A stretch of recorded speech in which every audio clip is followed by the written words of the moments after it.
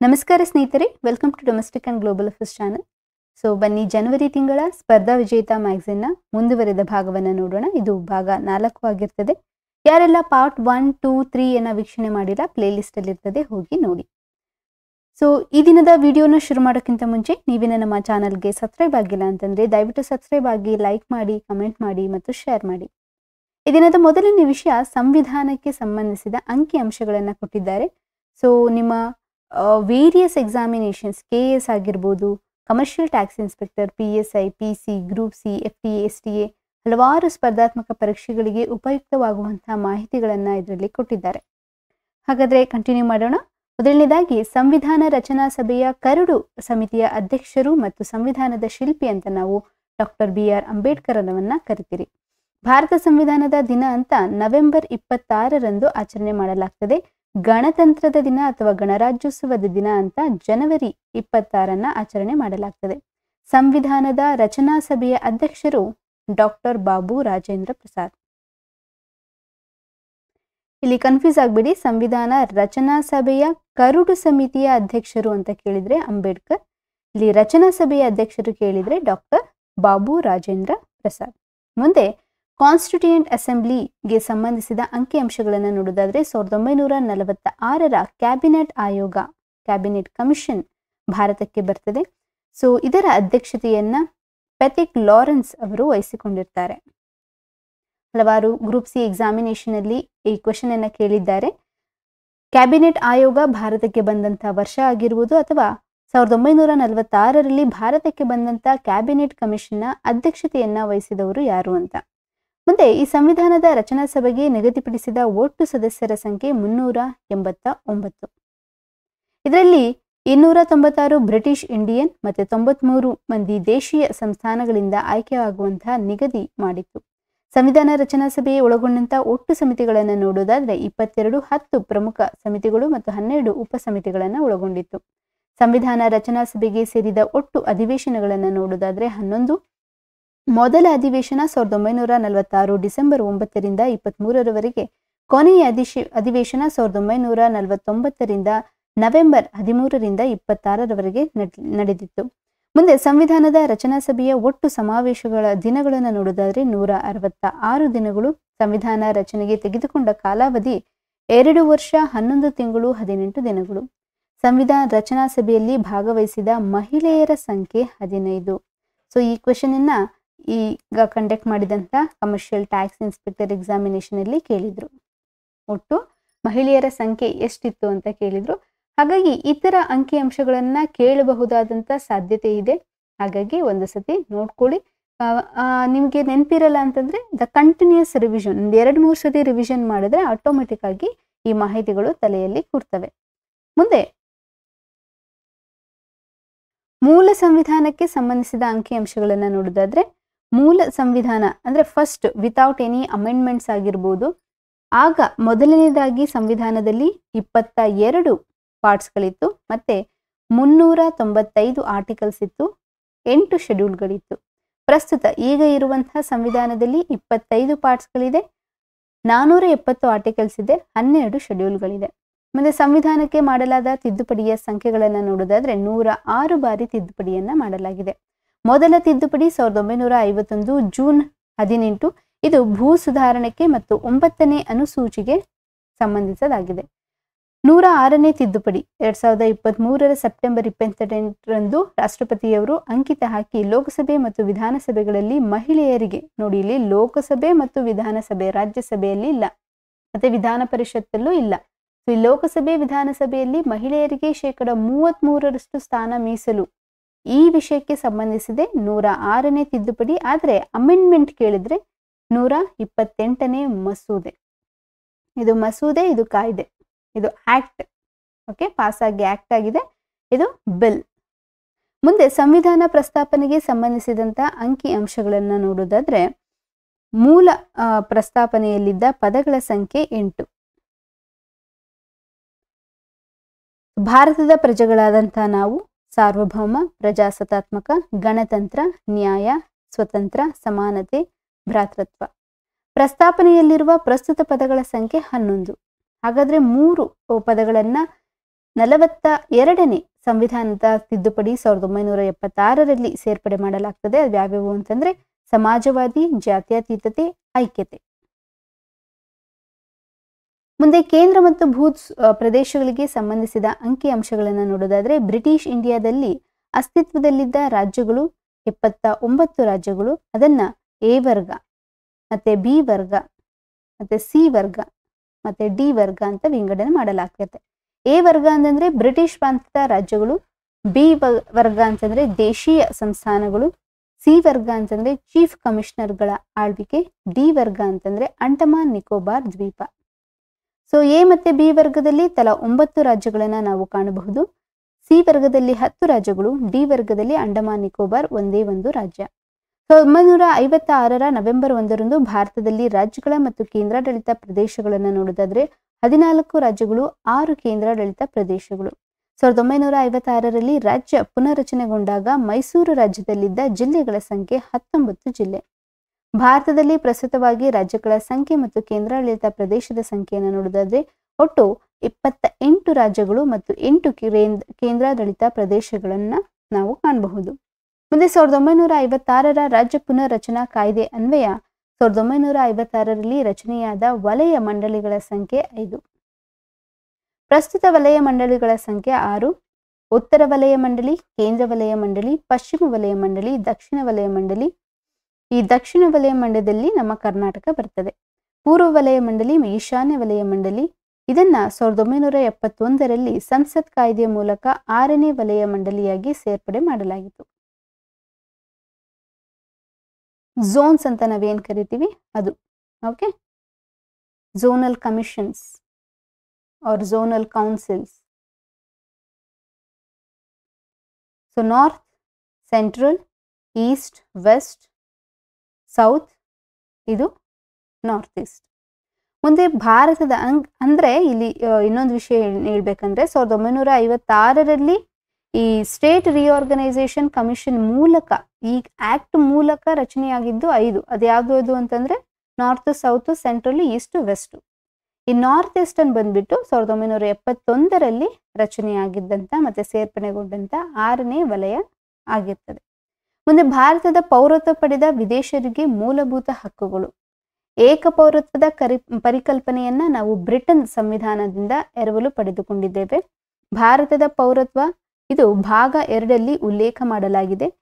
ಈ ಪೌರತ್ವವನ್ನ ಪಡೆದ ವಿದೇಶಿಗರಿಗೆ ಒದಗಿಸಿರುವ ಮೂಲಭೂತ ಹಕ್ಕುಗಳು, ಈ ಮೂಲಭೂತ ಹಕ್ಕುಗಳು ಭಾಗ 3ರಲ್ಲಿ ಇದೆ. ಸೊ ಇದು ಸಂಬಂಧಿಸಿದ ವಿಧಿಗಳನ್ನ ನೋಡೋದಾದ್ರೆ 14, 20, 21, 21A, 22, 23, 24, 25, 26, 27, 28, 32ನೇ ವಿಧಿಗಳು. ಸೊ ನೀವು ಇದನ್ನ ನೆನ್ಪಿಟ್ಕೊಳ್ಳೋ ಬದಲು ಇದನ್ನ ನೆನ್ಪಿಟ್ಕೊಂಡ್ರೆ ಸಾಕು. ಇಲ್ಲಿ ಭಾರತದ ಪೌರತ್ವ ಪಡೆದ ವಿದೇಶಿಗರಿಗೆ ಒದಗಿಸದ ಮೂಲಭೂತ ಹಕ್ಕುಗಳು ಅಂದ್ರೆ only for the citizen of ಇಂಡಿಯಾಗೆ ಇರುವಂತಹ ಫಂಡಮೆಂಟಲ್ ರೈಟ್ಸ್ ಆರ್ಟಿಕಲ್. ಇದು ಫಾರಿನರ್ಸ್ಗೆ ಅಪ್ಲೈ ಆಗಲ್ಲ. 15, 16, 19, 29, 30 ಒಟ್ಟು 5 ವಿಧಿಗಳನ್ನ ನೀವು ನೆನ್ಪಿಟ್ಕೊಂಡ್ರೆ ಮಿಕ್ಕ ವಿಧಿಗಳು ಫಾರಿನರ್ಸ್ಗೆ ಮತ್ತೆ ಇಂಡಿಯನ್ ಸಿಟಿಸನ್ಸ್ಗೆ ಇಬ್ಬರಿಗೂ ಅಪ್ಲೈ ಆಗುತ್ತದೆ ಅನ್ನೋದನ್ನ ಈ ಎಲಿಮಿನೇಷನ್ ಟೆಕ್ನಿಕ್ನ ನೆನ್ಪಿಟ್ಕೊಳ್ಳಿ. ಸೊ ಇಲ್ಲಿ ಇರುವಂತ ಹೆಚ್ಚು ವಿಧಿಗಳನ್ನ ನೆನ್ಪಿಟ್ಕೊಳ್ಳೋದಕ್ಕಿಂತ ಇಲ್ಲಿ ಸೆಕೆಂಡ್ ಪಾರ್ಟ್ ಅಲ್ಲಿ ಇರುವಂತಹ 5 ವಿಧಿಗಳನ್ನ ನೆನ್ಪಿಟ್ಕೊಳ್ಳಿ. 15, 16, 19, 29 ಮತ್ತು 30. ಮುಂದೆ 1955ರ ಭಾರತ ಪೌರತ್ವ ಕಾಯ್ದೆಯಲ್ಲಿ ಪೌರತ್ವ ಪಡೆಯಲು ಒದಗಿಸುವ ವಿವಿಧ ಸಂಖ್ಯೆಗಳ ಬಂದ 5 ವಿಧಗಳನ್ನ ನಾವು ಕಾಣಬಹುದು. ಇದನ್ನ ಇಂಗ್ಲಿಷ್ನಲ್ಲಿ ನಾವು ಶಾರ್ಟ್ ಫಾರ್ಮ್ ಅಲ್ಲಿ ಬ್ರ್ಯಾಂಡ್ ಅಂತ ಕರಿತೀವಿ. By birth, by registration, by acquisition of the territory or by naturalization ಮತ್ತೆ ಬೈ ಡಿಸೆಂಟ್. ಇಲ್ಲಿ ಜನನದ ಮೂಲಕ, ಸಂಸ್ಕೃತಿಯ ಮೂಲಕ, ವಂಶಾನುಪ್ರಾಪ್ತಿಯಿಂದ ಮತ್ತು ಭಾರತದ ಪೌರರಲ್ಲದವರು ನೋಂದಾವಣೆ ಮೂಲಕ ಮತ್ತು ಸಹಜೀಕೃತ ವಿಧಾನದ ಮೂಲಕ ಮತ್ತೆ ಭೂಪ್ರದೇಶ ಭಾರತಕ್ಕೆ ವಿಲೀನದ ಮೂಲಕ ಪೌರತ್ವವನ್ನು ಪಡೆಯಬಹುದು ಅಂತ ಕಾನ್ಸ್ಟಿಟ್ಯೂಷನ್ ಅಲ್ಲಿ ಹೇಳಿಲ್ಲ. ಇದನ್ನು ನೀವು ನೆನ್ಪಿಟ್ಕೋಬೇಕು. ಕೆಲವೊಂದ್ಸತಿ ನಿಮಗೆ ಕನ್ಫ್ಯೂಸ್ ಮಾಡೋದಕ್ಕೆ ಕಾನ್ಸ್ಟಿಟ್ಯೂಷನ್ ಇಸ್ ಮೆನ್ಷನ್ 5 ways, 5 ವಿಧಗಳನ್ನ ಸಂವಿಧಾನದಲ್ಲಿ ಪೌರತ್ವವನ್ನ ಪಡೆಯಲು ಮೆನ್ಷನ್ ಮಾಡಿದ್ದಾರೆ ಅಂತಂದ್ರೆ ಅದು ರಾಂಗ್ ಸ್ಟೇಟ್ಮೆಂಟ್. ಯಾಕಂತಂದ್ರೆ ಈ 5 ವಿಧಗಳನ್ನ ಮೆನ್ಷನ್ ಮಾಡಿರೋದು ಭಾರತದ ಪೌರತ್ವ ಕಾಯ್ದೆ 1955ರ ಪ್ರಕಾರ. Nowhere it is mention in the constitution. ಮುಂದೆ ಅದೇ ರೀತಿ ಈ ಪೌರತ್ವ ಕಳೆದುಕೊಳ್ಳಲು ಸಹ 3 ವಿಧಗಳನ್ನು ಹೇಳಲಾಗಿದೆ. By renunciation, by termination, by deprivation. ಇದು ತ್ಯಜಿಸುವುದು, ರದ್ದು ಮಾಡುವುದು ಮತ್ತು ಕಸಿದುಕೊಳ್ಳುವುದು. ಮುಂದೆ 1955ರ ಭಾರತ ಪೌರತ್ವ ಕಾಯ್ದೆಗೆ ಮಾಡಲಾದಂಥ ತಿದ್ದುಪಡಿಗಳ ಸಂಖ್ಯೆ 6. 1986, 1992, 2003, 2005, 2015, 2019ರ ಕಾಯ್ದೆ. 2019ರ ಪೌರತ್ವ ಪಡೆಯಲು ಅವಕಾಶ ನೀಡಿದ ದೇಶಗಳ ಸಂಖ್ಯೆ 3. ಆ 3 ದೇಶಗಳು ಪಾಕಿಸ್ತಾನ, ಬಾಂಗ್ಲಾದೇಶ, ಅಫ್ಘಾನಿಸ್ತಾನ. ಆದರೆ ಇದನ್ನ ಸಿಟಿಜನ್ ಅಮೆಂಡ್ಮೆಂಟ್ ಆಕ್ಟ್ ಅಂತ ಕರಿತೀವಿ, CAA. ಇದರ ಅನ್ವಯ ಈ ಪೌರತ್ವವನ್ನು ಪಡೆಯಲು 6 ಧರ್ಮಗಳಿಗೆ ಅವಕಾಶವನ್ನು ನೀಡಲಾಗಿದೆ. ಇದರಲ್ಲಿ ಮುಸ್ಲಿಂ ಧರ್ಮವನ್ನು ಹೊರತುಪಡಿಸಿ ಇತರ 6 ಧರ್ಮಗಳನ್ನು ನೋಡೋದಾದ್ರೆ ಹಿಂದೂ ಧರ್ಮ, ಬೌದ್ಧ, ಜೈನ, ಪಾರ್ಸಿ, ಕ್ರೈಸ್ತ ಧರ್ಮ ಮತ್ತು ಸಿಖ್ ಧರ್ಮ. ಮುಂದೆ ಮೂಲಭೂತ ಹಕ್ಕುಗಳಿಗೆ ಸಂಬಂಧಿಸಿದ ಮಾಹಿತಿಯನ್ನು ನೋಡೋದಾದ್ರೆ 1925ರಲ್ಲಿ ಅನಿ ಬೆಸೆಂಟ್ ಇವರನ್ನ ಶ್ವೇತ ಸರಸ್ವತಿ ಅಂತ ಕರೀತಾರೆ. ಇವರು ಭಾರತೀಯರಿಗೆ ಎಷ್ಟು ಮೂಲಭೂತ ಹಕ್ಕು ನೀಡಬೇಕೆಂದು ಒತ್ತಾಯಿಸಿದ್ರು. 7 ಹಕ್ಕುಗಳನ್ನ ನೀಡಬೇಕಂತ ಅನಿ ಬೆಸೆಂಟ್ ಅವರು ಒತ್ತಾಯವನ್ನ ಮಾಡಿದ್ರು. ಯಾವಾಗ? 1925ರಲ್ಲಿ. ಅದು ವ್ಯಕ್ತಿ ಸ್ವಾತಂತ್ರ್ಯ, ಆತ್ಮಸಾಕ್ಷಿ ಸ್ವಾತಂತ್ರ್ಯ, ಅಭಿಪ್ರಾಯ ವ್ಯಕ್ತಪಡಿಸುವ ಸ್ವಾತಂತ್ರ್ಯ, ಸಭೆ ಸೇರುವ ಸ್ವಾತಂತ್ರ್ಯ, ಲಿಂಗದ ಆಧಾರದ ಮೇಲೆ ತಾರತಮ್ಯದ ನಿಷೇಧ, ಉಚಿತ ಪ್ರಾಥಮಿಕ ಶಿಕ್ಷಣ, ಉಚಿತವಾಗಿ ಸಾರ್ವಜನಿಕ ಸ್ಥಳಗಳಲ್ಲಿ ಬಳಕೆ ಮಾಡುವುದು. ಪ್ರಸ್ತುತವಾಗಿ ಭಾರತದ ಸಂವಿಧಾನದ 3ನೇ ಭಾಗದಲ್ಲಿರುವ ಮೂಲಭೂತ ಹಕ್ಕುಗಳ ಸಂಖ್ಯೆ 6. ಅದು ಸಮಾನತೆ ಹಕ್ಕು, ಸ್ವಾತಂತ್ರ್ಯದ ಹಕ್ಕು, ಶೋಷಣೆಯ ವಿರುದ್ಧದ ಹಕ್ಕು, ಧಾರ್ಮಿಕ ಹಕ್ಕು, ಸಾಂಸ್ಕೃತಿಕ ಮತ್ತು ಶೈಕ್ಷಣಿಕ ಹಕ್ಕು ಮತ್ತು ಸಂವಿಧಾನ ಪರಿಹಾರದ ಹಕ್ಕು. ಮುಂದೆ 1948 ಡಿಸೆಂಬರ್ 10ರಂದು ವಿಶ್ವಸಂಸ್ಥೆಯ ಸಾಮಾನ್ಯ ಸಭೆಯಲ್ಲಿ ಪ್ಯಾರಿಸ್ನಲ್ಲಿ ಅಳವಡಿಸಿಕೊಂಡ ಸಾರ್ವತ್ರಿಕ ಮಾನವ ಹಕ್ಕುಗಳ ಘೋಷಣೆ, ಇದನ್ನ ಪ್ಯಾರಿಸ್ ಡಿಕ್ಲರೇಷನ್ ಅಂತಾನೂ ಕರೀತಾರೆ. ಕೆಲವೊಂದ್ಸತಿ ಪ್ಯಾರಿಸ್ ಡಿಕ್ಲರೇಷನ್ ಯಾವುದಕ್ಕೆ ಸಂಬಂಧಿಸಿದೆ ಅಂತಂದ್ರೆ ಹ್ಯೂಮನ್ ರೈಟ್ಸ್ಗಳಿಗೆ ಸಂಬಂಧಿಸಿದೆ. ಟೋಟಲ್ ಹ್ಯೂಮನ್ ರೈಟ್ಸ್ಗಳ ಸಂಖ್ಯೆ 30. 2023ರ ಡಿಸೆಂಬರ್ 10ರ ಧ್ಯೇಯವಾಕ್ಯ freedom, equality and justice for all. ಹಾಗಾದ್ರೆ ಪ್ರತಿ ವರ್ಷ ಡಿಸೆಂಬರ್ 10ನ್ನ ಇಂಟರ್ನ್ಯಾಷನಲ್ ಅಥವಾ ಹ್ಯೂಮನ್ ರೈಟ್ಸ್ ಡೇ ಅಂತ ನಾವು ಸೆಲೆಬ್ರೇಟ್ ಮಾಡ್ತೀವಿ. 2023ರ ಧ್ಯೇಯವಾಕ್ಯ ಬಂದ್ಬಿಟ್ಟು freedom, equality and justice for all. ಮುಂದೆ ಸಂವಿಧಾನದ 19ನೇ ವಿಧಿಯಲ್ಲಿ ಒದಗಿಸಿರುವ ಸ್ವಾತಂತ್ರ್ಯಗಳ ಸಂಖ್ಯೆ 6. A, B, C, D, E ಮತ್ತೆ G. ಇಲ್ಲಿ F ಅಲ್ಲಿರುವಂತಹ ಆಸ್ತಿ ಹಕ್ಕನ್ನ 1978ರಲ್ಲಿ ಮಾಡಲಾದಂಥ ಸಂವಿಧಾನದ 44ನೇ ತಿದ್ದುಪಡಿಯಲ್ಲಿ ರದ್ದು ಮಾಡಲಾಗಿದೆ.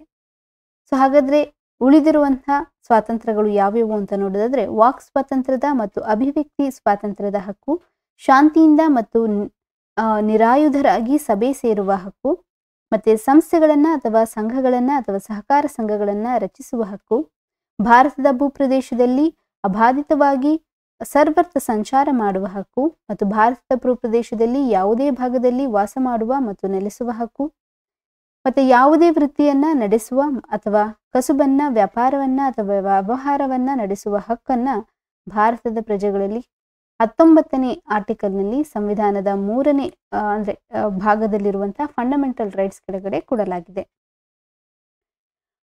ಮುಂದೆ 86ನೇ ತಿದ್ದುಪಡಿಯಲ್ಲಿ ಸೇರ್ಪಡೆಗೊಂಡಂತ ಆರ್ಟಿಕಲ್ 21 ಕ್ಲಾಸ್ A.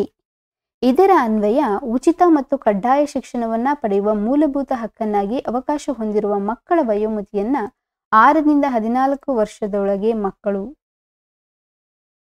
ಓಕೆ, ಈ ಇಯರ್ಸ್ ಅನ್ನ ನೆನ್ಪಿಟ್ಕೊಳ್ಳಿ. 6 to 14 years. The free and compulsory education ತಿದ್ದುಪಡಿ ಮಾಡಿದ್ದು 86ನೇ ತಿದ್ದುಪಡಿ 2002ರಲ್ಲಿ. ಮತ್ತೆ ಸಂವಿಧಾನದ 22ನೇ ವಿಧಿ ಅನ್ವಯ ಬಂಧಿತ ವ್ಯಕ್ತಿಯು ಎಷ್ಟು ಗಂಟೆ ಒಳಗೆ ಹತ್ತಿರದ ನ್ಯಾಯಾಲಯ ಅಥವಾ ನ್ಯಾಯಾಧೀಶರ ಎದುರು ಹಾಜರುಪಡಿಸುವುದು ಕಡ್ಡಾಯ ಅಂದ್ರೆ 24 ಗಂಟೆ ಒಳಗಡೆ. ಇದು ನಿಮ್ಮ ಆರ್ಟಿಕಲ್ 32 ಅಲ್ಲಿ ಕಾನ್ಸ್ಟಿಟ್ಯೂಷನಲ್ ರೆಮಿಡೀಸ್ ಆರ್ಟಿಕಲ್ ಅಲ್ಲೂ ಬರುತ್ತೆ. ಅಲ್ಲಿ ರಿಟ್ಸ್ಗಳು ಬರ್ತವೆ. ಅದರಲ್ಲೂ ಸಹ ಒಂದು ರಿಟ್ ಇದನ್ನೇ ಹೇಳ್ತದೆ, 24 ಗಂಟೆ ಒಳಗಡೆ ಯಾವುದೇ ಪ್ರೈವೇಟ್ ಅಥವಾ ಪಬ್ಲಿಕ್ ಆರ್ಗನೈಸೇಷನ್ ಒಬ್ಬ ವ್ಯಕ್ತಿಯನ್ನ ಬಂಧನ ಮಾಡಿದ್ರೆ ನ್ಯಾಯಾಲಯಕ್ಕೆ ನ್ಯಾಯಾಲಯದ ಮುಂದೆ ಅಥವಾ ನ್ಯಾಯಾಧೀಶರ ಮುಂದೆ ಅವರನ್ನ ಹಾಜರುಪಡಿಸಬೇಕು, ಹೆಬಿಯಸ್ ಕಾರ್ಪಸ್ ಅಂತ. ಮುಂದೆ ಅದನ್ನು ಮೆನ್ಷನ್ ಮಾಡಿದ್ರೆ ನೋಡೋಣ. ಸಂವಿಧಾನದ 24ನೇ ವಿಧಿಯನ್ವಯ ಬಾಲ ಕಾರ್ಮಿಕರ ಎಂದು ಪರಿಗಣಿಸುವ ನಿಗದಿಪಡಿಸುವ ವಯಸ್ಸು 14 ವರ್ಷದೊಳಗಡೆ. ಮತ್ತೆ ವಿಕಲಚೇತನ ವ್ಯಕ್ತಿಯ ಕಾಯ್ದೆ ಅಡಿಯಲ್ಲಿ ಮಗು ಎಂದರೆ 18 ವರ್ಷದೊಳಗಿನ ವ್ಯಾಪ್ತಿ ಒಳಗೊಂಡಿರ್ತದೆ. ಅಷ್ಟೇ ಅಲ್ಲದೆ POCSO act, the protection of child from the sexual offence ಪ್ರಕಾರ ಮಕ್ಕಳ ವಯೋಮಿತಿ ಒಂದು ಹುಡುಗ ಅಥವಾ ಹುಡುಗಿಯನ್ನ ಮಗು ಅಂತ ಅಥವಾ ಚೈಲ್ಡ್ ಅಂತ ಕನ್ಸಿಡರ್ ಮಾಡಬೇಕಾದ್ರೆ 18 ವರ್ಷದ ಒಳಗಡೆ ಅವರು ಇರಬೇಕು. 16ರಿಂದ 18 ವರ್ಷಕ್ಕೆ ಇದನ್ನ ಹೆಚ್ಚಿಗೆ ಮಾಡಲಾಗಿದೆ. ಹಾಗಾದ್ರೆ ಈ ವಿಕಲಚೇತನ ವ್ಯಕ್ತಿ ಮತ್ತೆ ಪೋಕ್ಸೋ ಆಕ್ಟ್ ಅಲ್ಲಿ ಮಗು ಅಂತ ಕರೆಸಿಕೊಳ್ಳಲು ವಯೋಮಿತಿ 18 ವರ್ಷ. ಆದರೆ ನಮ್ಮ ಸಂವಿಧಾನದಲ್ಲಿ ಫ್ರೀ ಅಂಡ್ ಕಂಪಲ್ಸರಿ ಎಜುಕೇಶನ್ ಆಗಿರ್ಬೋದು ಅಥವಾ ಬಾಲ ಕಾರ್ಮಿಕ ಅಂತ ಪರಿಗಣಿಸಬೇಕಾದ್ರೆ ವಯೋಮಿತಿ ಇರುವುದು 14 ವರ್ಷ. ಮುಂದೆ ಸಂವಿಧಾನದ 32ನೇ ವಿಧಿಯನ್ವಯ ಮೂಲಭೂತ ಹಕ್ಕುಗಳ ರಕ್ಷಣೆಗಾಗಿರುವ ಸಂವಿಧಾನದ ಪರಿಹಾರದ ಹಕ್ಕಿನಲ್ಲಿ ಹೊರಡಿಸುವ ರಿಟ್ಗಳ ಸಂಖ್ಯೆ 5 ರಿಟ್ಗಳು. ಅವು ಯಾವುವು ಅಂತಂದ್ರೆ ಹೆಬಿಯಸ್ ಕಾರ್ಪಸ್, ಮ್ಯಾಂಡಮಸ್, ಸರ್ಶಿಯೋರರಿ, ಕೋ ವ್ಯಾರೆಂಟೋ ಮತ್ತು ಪ್ರೊಹಿಬಿಷನ್. ಮೂಲಭೂತ ಹಕ್ಕು ರಕ್ಷಿಸಲು ರಿಟ್ಗಳನ್ನು ಹೊರಡಿಸುವ ಅವಕಾಶವನ್ನ ನ್ಯಾಯಾಲಯಗಳಿಗೆ ನೀಡಲಾಗಿದೆ. ಆ ನ್ಯಾಯಾಲಯಗಳ ಸಂಖ್ಯೆ 2, ಒಂದು ಸುಪ್ರೀಂ ಕೋರ್ಟ್, ಇನ್ನೊಂದು ಹೈಕೋರ್ಟ್. ಸುಪ್ರೀಂ ಕೋರ್ಟ್ ಆರ್ಟಿಕಲ್ ಬಂದ್ಬಿಟ್ಟು 32, ಹೈಕೋರ್ಟ್ ಆರ್ಟಿಕಲ್ ಬಂದ್ಬಿಟ್ಟು 226ನೇ ವಿಧಿ. ಅಂಬೇಡ್ಕರ್ ಅವರ ಪ್ರಕಾರ ಈ ಸಂವಿಧಾನದ ಪರಿಹಾರದ ಹಕ್ಕು ಅಂದ್ರೆ ಆರ್ಟಿಕಲ್ 32 ಅಂತ ನಾವೇನ್ ಕರಿತೀವಿ, ಇದು ಸಂವಿಧಾನದ ಪರಿಹಾರದ ಹಕ್ಕು ಅಂದ್ರೆ ಕಾನ್ಸ್ಟಿಟ್ಯೂಷನಲ್ ರೆಮಿಡೀಸ್ ಅಂತ ನಾವೇನ್ ಕರಿತೀವಿ, ಅದನ್ನ ಆತ್ಮ ಮತ್ತು ಹೃದಯ ಅಂತ ಡಾಕ್ಟರ್ BR ಅಂಬೇಡ್ಕರ್ ಅವರು ಕರೆದಿದ್ದಾರೆ. ಮುಂದೆ ರಾಜ್ಯ ನಿರ್ದೇಶನ ತತ್ವಗಳಿಗೆ ಸಂಬಂಧಿಸಿದ ಅಂಕಿ ಅಂಶಗಳನ್ನ ನೋಡೋದಾದ್ರೆ ಈ DPSP ಅನ್ನ ನಾವು ಐರಿಸ್ ಸಂವಿಧಾನದಿಂದ ಎರವಲು ಪಡೆದುಕೊಂಡಿದ್ದೇವೆ. ಇದನ್ನ ನಾವು ಸಂವಿಧಾನದ 4ನೇ ಭಾಗದಲ್ಲಿ ಕಾಣಬಹುದು. ಒಟ್ಟು 3 ತತ್ವಗಳನ್ನ ಆಧಾರವಾಗಿಟ್ಟುಕೊಂಡು ಇದನ್ನ ವಿಂಗಡಣೆ ಮಾಡಬಹುದು. ಒಂದು ಉದಾರವಾದಿ ತತ್ವ, ಸೋಷಿಯಲಿಸ್ಟ್ ಲಿಬ್ರಲ್ ಮತ್ತೆ ಸೋಷಿಯಲಿಸ್ಟ್ ಸಮಾಜವಾದಿ ತತ್ವ ಮತ್ತೆ ಗಾಂಧಿ ತತ್ವ. ಸಂವಿಧಾನದ 45ನೇ ವಿಧಿಯನ್ವಯ ಪೂರ್ವ ಪ್ರಾಥಮಿಕ ಶಿಕ್ಷಣವನ್ನ ಪಡೆಯುವ ಮಗುವಿನ ವಯಸ್ಸು 6 ವರ್ಷದೊಳಗಡೆ ಇರಬೇಕು. ರಾಜ್ಯ ನಿರ್ದೇಶನ ತತ್ವಗಳಿಗೆ ಮಾಡಲಾದಂಥ ತಿದ್ದುಪಡಿಗಳ ಸಂಖ್ಯೆ 3. ಅದು 42ನೇ ತಿದ್ದುಪಡಿ, 44ನೇ ತಿದ್ದುಪಡಿ ಮತ್ತು 86ನೇ ತಿದ್ದುಪಡಿ. 1988ರ ರಾಷ್ಟ್ರೀಯ ಅರಣ್ಯ ನೀತಿಯಲ್ಲಿ ನಿಗದಿಪಡಿಸಿರುವ ದೇಶದ ಶೇಕಡವಾರು ಅರಣ್ಯ ಬಂದ್ಬಿಟ್ಟು 33%. 33% ಅಂದ್ರೆ ಇತ್ತೀಚೆಗಷ್ಟೇ 33% ಅಂತ ಎಲ್ಲಿ ನೋಡಿದ್ವಿ. ಲೋಕಸಭೆ ಮತ್ತು ವಿಧಾನಸಭೆಗಳಲ್ಲಿ 33% ಅಷ್ಟು ಮಹಿಳಾ ಮೀಸಲಾತಿ. ಇದು ಈ ರೀತಿ ಕನೆಕ್ಷನ್ ಅನ್ನ ಮಾಡ್ಕೋಬೇಕು. ಎಲ್ಲೋ ಒಂದ್ ಕಡೆ ಯಾವುದೋ ಒಂದು ನಂಬರ್ ಓದಿರ್ತೀರಾ ಅಥವಾ ಇಸ್ವಿ ಓದಿರ್ತೀರಾ, ಅದನ್ನ ಈ ಹಿಂದೆ ಅಥವಾ 1-2-3 ದಿನಗಳಾಗಿರ್ಬೋದು, 2-3 ಗಂಟೆಗಳ ಹಿಂದೆ ನಾನು ಇದೇ ರೀತಿಯಾದಂಥ ಇಸ್ವಿಯನ್ನ ನೋಡಿದ್ನಲ್ವಾ ಅಂತ ಒಂದು ರೀಕಾಲ್ ಮಾಡ್ಕೊಂತಿರ್ಬೇಕು. ಓಕೆ, ಈ ರೀತಿ ಕನೆಕ್ಷನ್ ಪಾಯಿಂಟ್ ಮಾಡಿಕೊಂಡು ರಿವಿಷನ್ ಮಾಡಿಕೊಂಡ್ರೆ ಬಹಳ ಬೇಗ ನಿಮ್ಮ ತಲೆಯಲ್ಲಿ ಉಡ್ತದೆ. ಇದು ಮೀಸಲಾತಿ ಬಂದ್ಬಿಟ್ಟು 106ನೇ constitutional amendment act. But bill ಕೇಳಿದ್ರೆ 128ನೇ ಮಸೂದೆ. ಮುಂದೆ ಸಂವಿಧಾನದ ಭಾಗ 4A ಬಂದ್ಬಿಟ್ಟು ಮೂಲಭೂತ ಕರ್ತವ್ಯಗಳ ಪರಿಕಲ್ಪನೆಯನ್ನ ಕೊಡ್ತದೆ. ಇದನ್ನ ನಾವು ರಷ್ಯಾ ದೇಶದಿಂದ ಅಥವಾ ರಷ್ಯಾದ ಸಂವಿಧಾನದಿಂದ ಎರವಲು ಪಡೆದುಕೊಂಡಿದ್ದೇವೆ. ಮುಂದೆ 1976ರಲ್ಲಿ ಮಾಡಲಾದ 42ನೇ ತಿದ್ದುಪಡಿ 4A ಭಾಗದಲ್ಲಿ ಸೇರ್ಪಡೆ ಮಾಡಲಾದಂತಹ ಮೂಲಭೂತ ಕರ್ತವ್ಯಗಳ ಸಂಖ್ಯೆ 10. ಹಾಗಾದ್ರೆ 11ನ್ನ 86ನೇ ತಿದ್ದುಪಡಿ ಫ್ರೀ ಅಂಡ್ ಕಂಪಲ್ಸರಿ ಎಜುಕೇಶನ್.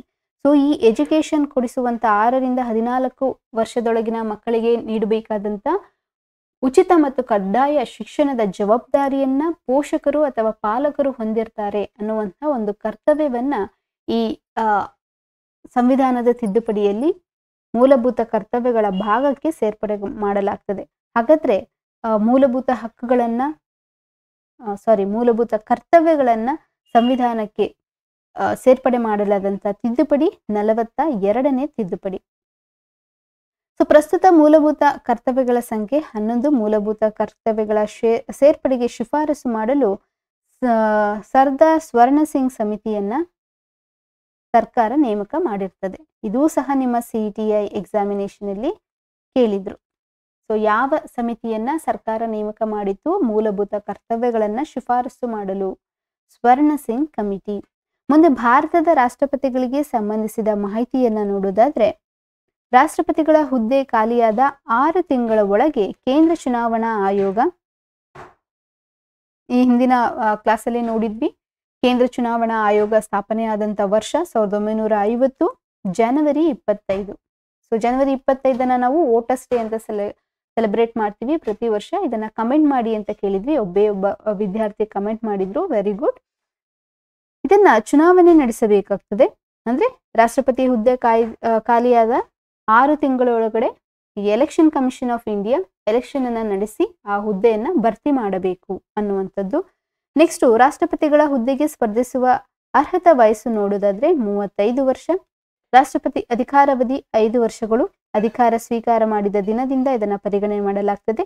2022ರ 16ನೇ ರಾಷ್ಟ್ರಪತಿ ಚುನಾವಣೆಯಲ್ಲಿ ಕರ್ನಾಟಕದ ಒಬ್ಬ ಶಾಸಕನ ಓಟಿನ ಮೌಲ್ಯ 131. ಉತ್ತರ ಪ್ರದೇಶದ 208. ಅತಿ ಹೆಚ್ಚು ಓಟಿನ ಮೌಲ್ಯ ಹೊಂದಿರುವಂತ ರಾಜ್ಯ ಬಂದ್ಬಿಟ್ಟು ಉತ್ತರ ಪ್ರದೇಶ. ಅತಿ ಕಡಿಮೆ ಮೌಲ್ಯವನ್ನ ಹೊಂದಿರ್ತದ್ದು ಸಿಕ್ಕಿಂ 7. ಮುಂದೆ ರಾಜ್ಯದಿಂದ ರಾಜ್ಯಕ್ಕೆ ಓಟಿನ ಮೌಲ್ಯ ಬದಲಾಗ್ತದೆ. ಯಾಕಂದ್ರೆ ಸ್ಥಾನಗಳು ಅಲ್ಲಿರುವಂತಹ ಲೋಕಸಭೆಯಲ್ಲಿ ರಾಜ್ಯಸಭೆಯಲ್ಲಿ ಡಿಸ್ಟ್ರಿಬ್ಯೂಟ್ ಆಗಿರುವಂತಹ ಸ್ಥಾನಗಳ ಸಂಖ್ಯೆನು, ಯಾಕಂದ್ರೆ ಪಾಪ್ಯುಲೇಷನ್ ಆಧಾರದ ಮೇಲೆ ಡಿಲಿಮಿಟೇಷನ್ ಕಮಿಷನ್ಸ್, ಇದು ಮುಂದೆ ಡಿಲಿಮಿಟೇಷನ್ ಕಮಿಷನ್ ಏನಾದ್ರೂ ಮೆನ್ಷನ್ ಮಾಡಿದ್ರೆ ನೋಡೋಣ. ಅದರ ಆಧಾರದ ಮೇಲೆ ಸೀಟುಗಳ ಹಂಚಿಕೆ ಆಗಿರ್ತದೆ. MLAಗಳು MP ಗಳು ಎಷ್ಟು ಜನ ಇರ್ತಾರೆ ಅದರ ಮೇಲೆ ಈ ವೋಟ್ಗಳ ಮೌಲ್ಯವನ್ನು ನಿರ್ಧಾರ ಮಾಡಲಾಗ್ತದೆ. ಮುಂದೆ ರಾಷ್ಟ್ರಪತಿ ಚುನಾವಣೆಗೆ ಸ್ಪರ್ಧಿಸುವ ವ್ಯಕ್ತಿಯ ನಾಮಪತ್ರದಲ್ಲಿ ಪಡೆಯಬೇಕಾದ ಸೂಚಕರ ಮತ್ತು ಅನುಮೋದಕರ ಸಹಿ 50 ಜನ ಸೂಚಕರು ಮತ್ತು 50 ಜನ ಅನುಮೋದಕರ ಸಹಿಯನ್ನ ಹೊಂದಿರಬೇಕು. ರಾಷ್ಟ್ರಪತಿಗಳ ಚುನಾವಣೆಗೆ ಪ್ರಸ್ತಾಪವಾಗಿರುವ ಮತದಾನ ಮಾಡುವ ಅರ್ಹರಿರುವ ಸಂಸತ್ ಸದಸ್ಯರ ಒಟ್ಟು ಸಂಖ್ಯೆ 776 ಲೋಕಸಭೆಯಲ್ಲಿ ಮತ್ತು ರಾಜ್ಯಸಭೆಯಲ್ಲಿ ಟೋಟಲ್ ಬಂದ್ಬಿಟ್ಟು 776, ಲೋಕಸಭೆಯಲ್ಲಿ 543, ರಾಜ್ಯಸಭೆಯಲ್ಲಿ 833 ಸದಸ್ಯರು. ಮುಂದೆ ರಾಷ್ಟ್ರಪತಿ ಚುನಾವಣೆಗೆ ರಾಜ್ಯಸಭೆಯ ಎಷ್ಟು ಮಂದಿ ಮತದಾನ ಚಲಾಯಿಸುವಂತಿಲ್ಲ ಅಂತಂದ್ರೆ 12 ಮಂದಿ. ಯಾಕಂದ್ರೆ ಈ 12 ಮಂದಿ ರಾಷ್ಟ್ರಪತಿಗಳಿಂದ ನಾಮಕರಣ ಹೊಂದಿರ್ತಾರೆ. ಈ ನಾಮಿನೇಟೆಡ್ ಮೆಂಬರ್ಸ್ ಆಫ್ ರಾಜ್ಯಸಭಾ ಈ ರಾಷ್ಟ್ರಪತಿಯ ಚುನಾವಣೆಯಲ್ಲಿ ಭಾಗವಹಿಸುವುದಿಲ್ಲ. Only elected members of both the house of the parliament, that is Lok Sabha and Rajya Sabha, ಮತ್ತೆ ಚುನಾಯಿತ ಸದಸ್ಯರಾದ ರಾಜ್ಯಗಳ ವಿಧಾನಸಭೆಯ ಮತ್ತು ಯೂನಿಯನ್ ಟೆರಿಟರಿಯ ವಿಧಾನಸಭೆಯ ಚುನಾಯಿತ ಸದಸ್ಯರು ಮಾತ್ರ ರಾಷ್ಟ್ರಪತಿಯ ಚುನಾವಣೆಯಲ್ಲಿ ಭಾಗವಹಿಸ್ತಾರೆ. ಹಾಗಾದ್ರೆ ಯೂನಿಯನ್ ಟೆರಿಟರಿ ಅಂತ ಈ ಲೆಜಿಸ್ಲೇಟಿವ್ ಅಸೆಂಬ್ಲಿ ಪ್ರಸ್ತುತವಾಗಿ ಇರುವುದು ಡೆಲ್ಲಿ ಮತ್ತೆ ಪಾಂಡಿಚೇರಿ. ಯಾಕಂದ್ರೆ ಜಮ್ಮು ಕಾಶ್ಮೀರದಲ್ಲಿ ಲೆಜಿಸ್ಲೇಟಿವ್ ಅಸೆಂಬ್ಲಿ ಇದ್ರೂ ಸಹ ಇನ್ನು ಎಲೆಕ್ಷನ್ ಆಗಿಲ್ಲ. ಅದಾದ ಕಾರಣ ಇನ್ನು ಜಮ್ಮು ಕಾಶ್ಮೀರನ್ನ ಮೆನ್ಷನ್ ಮಾಡಿಲ್ಲ. ಪ್ರಸ್ತುತವಾಗಿ ಡೆಲ್ಲಿ ಮತ್ತೆ ಪಾಂಡಿಚೇರಿ ಅಂತ ಕನ್ಸಿಡರ್ ಮಾಡೋಣ. ಮುಂದೆ 2022ನೇ 16ನೇ ರಾಷ್ಟ್ರಪತಿ ಚುನಾವಣೆಯಲ್ಲಿ ಒಬ್ಬ ಸಂಸತ್ ಸದಸ್ಯರ ಓಟಿನ ಮೌಲ್ಯ 708 ಆಗಿತ್ತು. ರಾಷ್ಟ್ರಪತಿಗಳ ಮಾಸಿಕ ವೇತನ 5 ಲಕ್ಷ ರು ಕೇಂದ್ರ ಸಂಚಿತ ನಿಧಿಯಿಂದ ನೀಡಿಕೆ ಆಗ್ತದೆ ಮತ್ತು ಆದಾಯ ತೆರಿಗೆಯಿಂದ ವಿನಾಯಿತಿಯನ್ನ ಕೊಡಲಾಗ್ತದೆ. ರಾಷ್ಟ್ರಪತಿಗಳ ಅಧಿಕೃತ 3 ನಿವಾಸಗಳು ದೆಹಲಿಯಲ್ಲಿರುವ ರಾಷ್ಟ್ರಪತಿ ಭವನ ಮತ್ತೆ ಸಿಮ್ಲಾದಲ್ಲಿರುವ ರಾಷ್ಟ್ರಪತಿ ನಿವಾಸ, ಹೈದರಾಬಾದ್ನಲ್ಲಿರುವಂತಹ ರಾಷ್ಟ್ರಪತಿ ನಿಲಯಂ. ಮುಂದೆ ಸಂವಿಧಾನದ 61ನೇ ವಿಧಿಯನ್ವಯ ರಾಷ್ಟ್ರಪತಿಗಳ ಮಹಾಭಿಯೋಗ ಮಾಡಲು ಲೋಕಸಭೆ ಅಥವಾ ರಾಜ್ಯಸಭೆಯಲ್ಲಿ 1/4ಗಿಂತ ಕಡಿಮೆ ಇಲ್ಲದಷ್ಟು ಸದಸ್ಯರು ಸಹಿ ಮಾಡಿ ಸದನದ ಸಭಾಪತಿಗಳಿಗೆ ಸಲ್ಲಿಸಬೇಕು. ಮತ್ತೆ ಈ ರಾಷ್ಟ್ರಪತಿಗಳ ಇಂಪೀಚ್ಮೆಂಟ್ ಅಥವಾ ಮಹಾಭಿಯೋಗ ಮಾಡಲು ಒಳಪಡಿಸುವ ಮೊದಲು 14 ದಿನಗಳ ನೋಟಿಸ್ ಅನ್ನ ರಾಷ್ಟ್ರಪತಿಗಳಿಗೆ ನೀಡಬೇಕು. ಮುಂದೆ ರಾಷ್ಟ್ರಪತಿಗಳ ಮಹಾಭಿಯೋಗಕ್ಕೆ ಸದನದ ಒಟ್ಟು ಸದಸ್ಯರಲ್ಲಿ 2/3ಕ್ಕಿಂತ ಕಡಿಮೆ ಇಲ್ಲದಷ್ಟು ಸದಸ್ಯರು ಬಹುಮತದಿಂದ ನಿರ್ಣಯ ಅಂಗೀಕರಿಸಬೇಕು. ಸಂವಿಧಾನದ 62ನೇ ವಿಧಿಯನ್ವಯ ರಾಷ್ಟ್ರಪತಿ ಹುದ್ದೆಯ ಖಾಲಿಯಾದ 6 ತಿಂಗಳೊಳಗೆ ಚುನಾವಣೆಯನ್ನ ನಡೆಸಬೇಕು.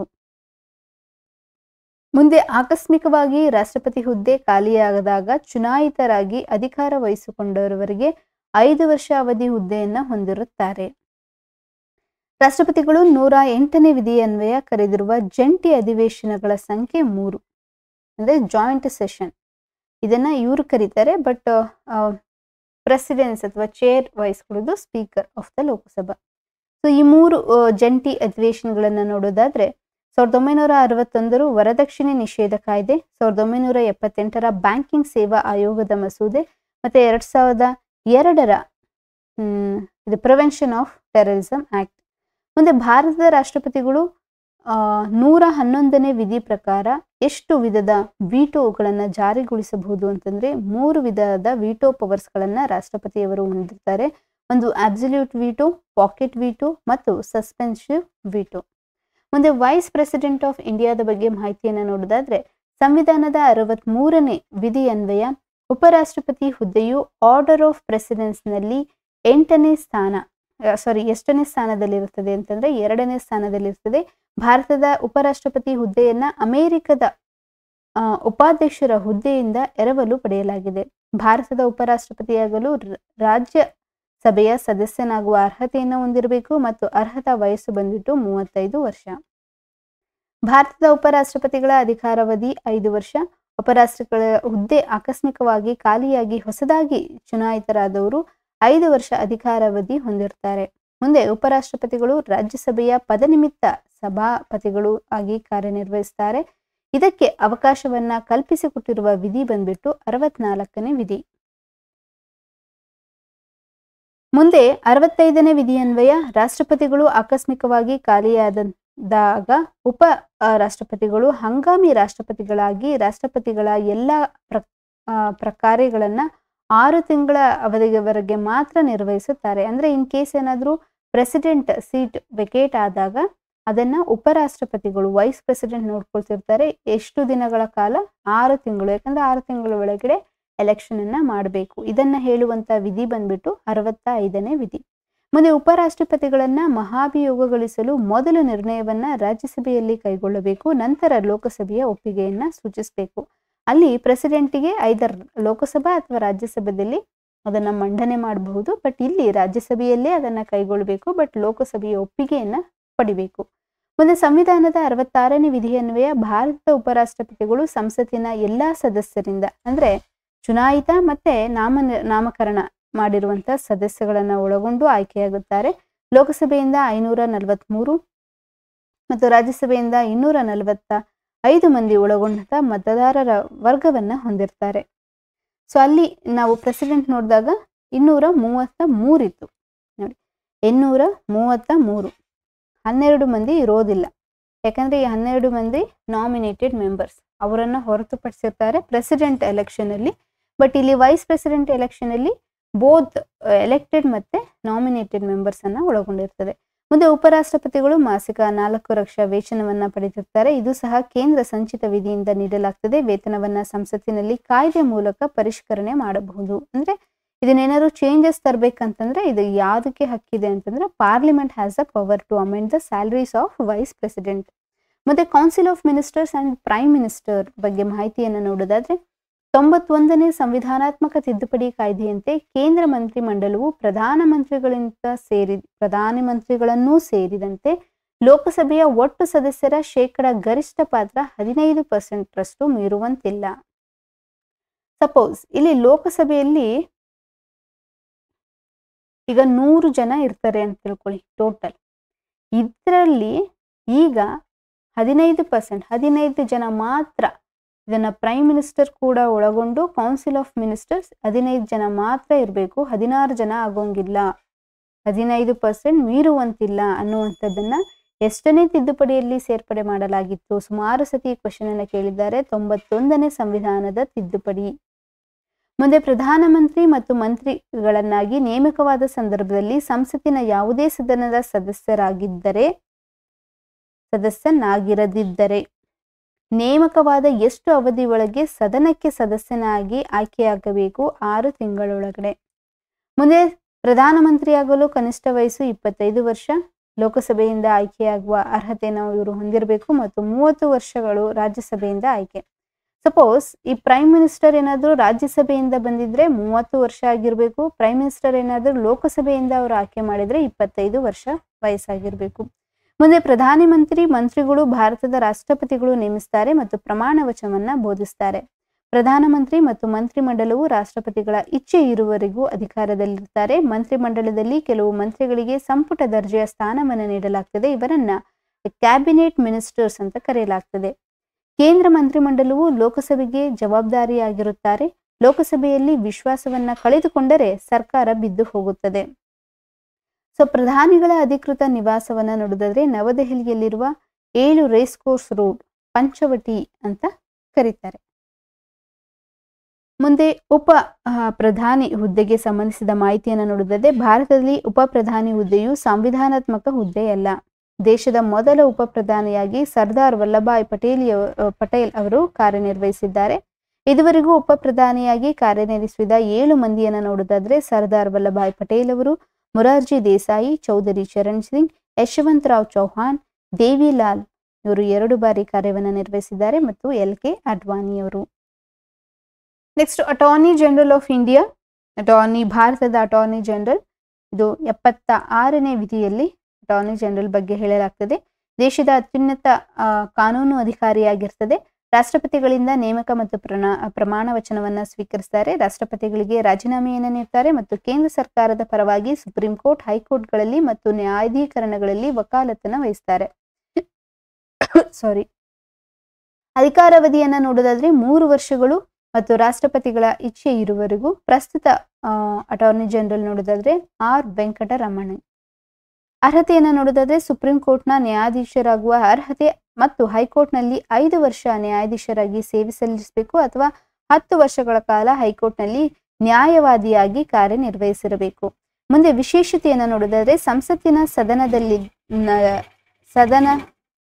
ಸದಸ್ಯನಲ್ಲದಿದ್ದರೂ ಸಂಸತ್ತಿನ 2 ಸದನಗಳಲ್ಲಿ ಮತ್ತು ಜಂಟಿ ಸದನಗಳಲ್ಲಿ ಅಥವಾ ಸದಸ್ಯರೆಂದು ಹೆಸರಿಸುವ ಸಂಸತ್ತಿನ ಯಾವುದೇ ಸಮಿತಿಯ ಕಲಾಪಗಳಲ್ಲಿ ಇವರು ಭಾಗವಹಿಸಬಹುದು, ಚರ್ಚಿಸಬಹುದು, ಆದರೆ ಮತ ನೀಡುವಂತಿಲ್ಲ. ಅಂದ್ರೆ ಪಾರ್ಲಿಮೆಂಟ್ ಅಲ್ಲಿ ಜಾಯಿಂಟ್ ಸೆಟ್ಟಿಂಗ್ ಆಗಿರ್ಬೋದು ಅಥವಾ ಜನರಲ್ ಅಸೆಂಬ್ಲಿಗಳಾಗಿರ್ಬೋದು, ಇವರು ಈ ಲೋಕಸಭೆ ಅಥವಾ ರಾಜ್ಯಸಭೆಯ ಮೆಂಬರ್ ಆಗಿರೋದಿಲ್ಲ ಅಟಾರ್ನಿ ಜನರಲ್. ಆದರೂ ಸಹ ಈ ಲೋಕಸಭೆ ಮತ್ತು ರಾಜ್ಯಸಭೆಯ ಸದನಗಳಲ್ಲಿ, ಜಂಟಿ ಸದನಗಳಲ್ಲಿ ಇವರು ಸದಸ್ಯರೆಂದು ಹೆಸರಿರುವ ಸಂಸತ್ತಿನ ಯಾವುದೇ ಸಮಿತಿಯ ಕಲಾಪಗಳಲ್ಲಿ ಭಾಗವಹಿಸಬಹುದು ಮತ್ತು ಚರ್ಚೆ ಮಾಡಬಹುದು, ಆದರೆ ಮತವನ್ನ ಚಲಾಯಿಸುವಂತಿಲ್ಲ. ಇದೊಂದು ವಿಶೇಷ ಅಧಿಕಾರವನ್ನ ಅಟಾರ್ನಿ ಜನರಲ್ ಆಫ್ ಇಂಡಿಯಾಗೆ ನೀಡಲಾಗಿದೆ. ಮುಂದೆ ಸಾಲಿಸಿಟರಿ ಜನರಲ್. ದೇಶದ 2ನೇ ಅತ್ಯುನ್ನತ ಕಾನೂನು ಅಧಿಕಾರಿ ಇವರಾಗಿರ್ತಾರೆ. ಅಟಾರ್ನಿ ಜನರಲ್ ಅವರ ಕಾರ್ಯ ಒತ್ತಡ ಕಡಿಮೆ ಮಾಡಲು ಇವರನ್ನ ನೇಮಕ ಮಾಡಲಾಗ್ತದೆ. ಭಾರತದ ಒಕ್ಕೂಟದ ಪರವಾಗಿ ನ್ಯಾಯಾಲಯದಲ್ಲಿ ಭಾಗವಹಿಸುತ್ತಾರೆ. ಆದ್ರೆ ಇದು ಒಂದು ಸಂವಿಧಾನದ ಹುದ್ದೆ ಅಲ್ಲ, ನೆನ್ಪಿಟ್ಕೊಳ್ಳಿ. ಮುಂದೆ ಭಾರತದ ಸಂಸತ್ತು ಅಥವಾ ಪಾರ್ಲಿಮೆಂಟ್ ಆಫ್ ಇಂಡಿಯಾ. ಭಾರತದ ಸಂಸತ್ತು ರಾಷ್ಟ್ರಪತಿ, ಲೋಕಸಭೆ, ರಾಜ್ಯಸಭೆಯನ್ನ ಒಳಗೊಂಡಿದೆ. ಭಾರತದ ಸಂಸತ್ತು ಬ್ರಿಟನ್ ಮಾದರಿಯ ಸಂಸತ್ ಆಗಿದೆ. ಇದನ್ನ ವೆಸ್ಟ್ ಮಿನಿಸ್ಟರ್ ಮಾದರಿ ಸರ್ಕಾರ ಅಂತ ಕರೀತಾರೆ.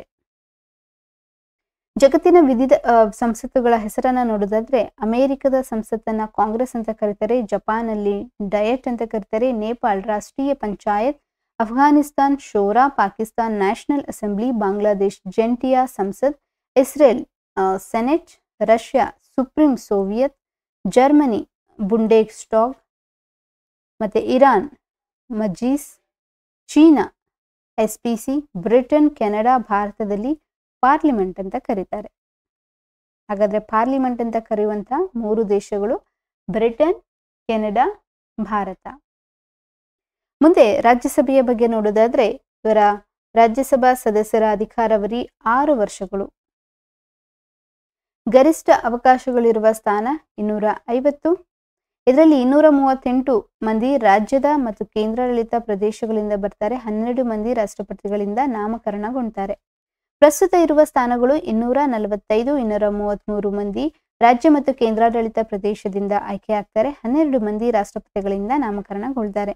ರಾಜ್ಯಸಭೆಗೆ ರಾಜ್ಯಗಳ ವಿಧಾನಸಭೆಗಳಿಂದ 233 ಮಂದಿ ಆಯ್ಕೆಯಾಗ್ತಾರೆ. ಸಂವಿಧಾನದ 4ನೇ ಅನುಸೂಚಿಯಲ್ಲಿ ವಿವಿಧ ರಾಜ್ಯಗಳಿಗೆ ಸ್ಥಾನವನ್ನ ನಿಗದಿ ಮಾಡಲಾಗ್ತದೆ.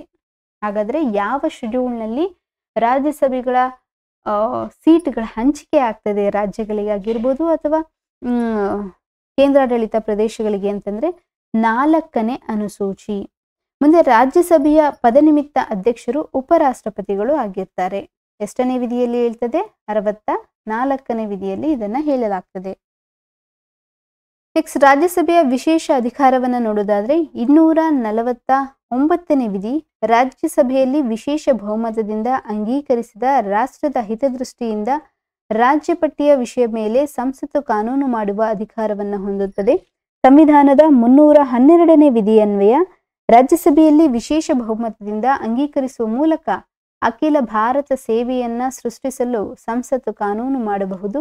ಸಂವಿಧಾನದ 67ನೇ ವಿಧಿಯ ಅನ್ವಯ ಉಪರಾಷ್ಟ್ರಪತಿಗಳು ಪದಚ್ಯುತ ಮಾಡುವ ಸಂದರ್ಭದಲ್ಲಿ ರಾಜ್ಯಸಭೆಯಲ್ಲಿ ಮೊದಲು ನಿರ್ಣಯ ಕೈಗೊಳ್ಳಲಾಗ್ತದೆ ಮತ್ತು ರಾಜ್ಯಸಭೆಯ ಬಹುಮತದಿಂದ ಅಂಗೀಕರಿಸಿದ ಮೇಲೆ ಲೋಕಸಭೆಯಲ್ಲಿ ಅಂಗೀಕರಿಸಬೇಕು. ಸೊ ಲೋಕಸಭೆಯು ಅಧಿವೇಶನದಲ್ಲಿಲ್ಲದಿದ್ದಾಗ ಅಥವಾ ವಿಸರ್ಜನೆಯಾದಾಗ ಕೆಲವು ಕರ್ತವ್ಯಗಳನ್ನ ರಾಜ್ಯಸಭೆ ನಿರ್ವಹಿಸ್ತದೆ. ನೆಕ್ಸ್ಟ್ ಲೋಕಸಭೆ ಪ್ರಸ್ತುತವಾಗಿ ಲೋಕಸಭೆಯಲ್ಲಿ 543 ಸದಸ್ಯರುಗಳನ್ನ ಒಳಗೊಂಡಿರ್ತದೆ. 1971ರ ಜನಗಣತಿಯ ಆಧಾರದ ಮೇಲೆ ಕ್ಷೇತ್ರಗಳನ್ನ ಹೊಂದಿದ್ದು 2026ರ ನಂತರ ನಡೆಯುವ ಜನಗಣತಿಯ ಆಧಾರದ ಮೇಲೆ ಕ್ಷೇತ್ರಗಳನ್ನ ನಿಗದಿ ಮಾಡಲಾಗ್ತದೆ. ಲೋಕಸಭೆಯ ಅವಧಿ 5 ವರ್ಷಗಳಾಗಿರ್ತದೆ. 352ನೇ ವಿಧಿ ಅನ್ವಯ ರಾಷ್ಟ್ರೀಯ ತುರ್ತು ಪರಿಸ್ಥಿತಿ ಜಾರಿಯಲ್ಲಿದ್ದಾಗ 1 ವರ್ಷ ಇದನ್ನ ವಿಸ್ತರಿಸಬಹುದಾಗಿದೆ. ಸೊ ಇಲ್ಲಿ 1971, ಸೊ ಈ ಹಿಂದೆ ಏನಂತ ನೋಡಿದ್ವಿ, north eastern zonal council established in 1971, 6ನೇ ಝೋನಲ್ ಕೌನ್ಸಿಲ್ ಆಗಿ ಇದನ್ನ ಸೇರ್ಪಡೆ ಮಾಡಲಾಗಿತ್ತು ಅಂತ. ಸೊ ಇಲ್ಲಿ ಇಸ್ವಿ ಬಂತು ತಕ್ಷಣ ನನ್ನ ತಲೆಯಲ್ಲಿ ಹಿಂದೆ ಓದಿದಂತ ಪೇಜ್ಗಳಲ್ಲಿನ ಮಾಹಿತಿಯನ್ನ ನಾನು ಕನೆಕ್ಟ್ ಮಾಡ್ಕೊಂತೀವಿ. ಇದೇ ರೀತಿ ನೀವು ಸಹ ಓದ್ಬೇಕು. ಓಕೆ, ಈ ರೀಡಿಂಗ್ ಹ್ಯಾಬಿಟ್ ನ ಅಭ್ಯಾಸ ಮಾಡ್ಕೊಳ್ಳಿ. ಮುಂದೆ ಲೋಕಸಭೆಗೆ ವಿಶೇಷ ಅಧಿಕಾರಗಳನ್ನ ನೋಡೋದಾದ್ರೆ, ಕೇಂದ್ರ ಸರ್ಕಾರದ ಬಹುಮತವು ಲೋಕಸಭೆಯ ಬಹುಮತವನ್ನ ಆಧರಿಸಿದೆ.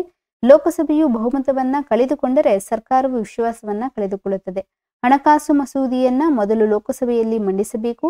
ಲೋಕಸಭೆ ಅಂಗೀಕರಿಸುವುದು ಮುಖ್ಯವಾಗಿದ್ದು ರಾಜ್ಯಸಭೆ 14 ದಿನಗಳಲ್ಲಿ ಅಂಗೀಕರಿಸದಿದ್ದರೂ ಅಂಗೀಕರಿಸಲಾಗಿದೆ ಅಂತ ಪರಿಗಣಿಸಲಾಗ್ತದೆ.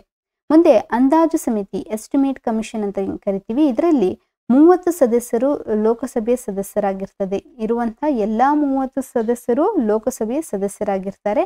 ಇದು ಜಾನ್ ಮಥಾಯ್ ಶಿಫಾರಸಿನ ಮೇಲೆಗೆ 1950ರಲ್ಲಿ ಹಣಕಾಸು ಸಮಿತಿಯಾಗಿ ಅಂದಾಜು ಸಮಿತಿ ನೇಮಕ ಮಾಡಲಾಗಿತ್ತು. ಅಂದಾಜು ಸಮಿತಿಯ ಅಧ್ಯಕ್ಷರನ್ನ ಲೋಕಸಭೆ ಸಭಾಪತಿಗಳು ನೇಮಕ ಮಾಡುತ್ತಾರೆ.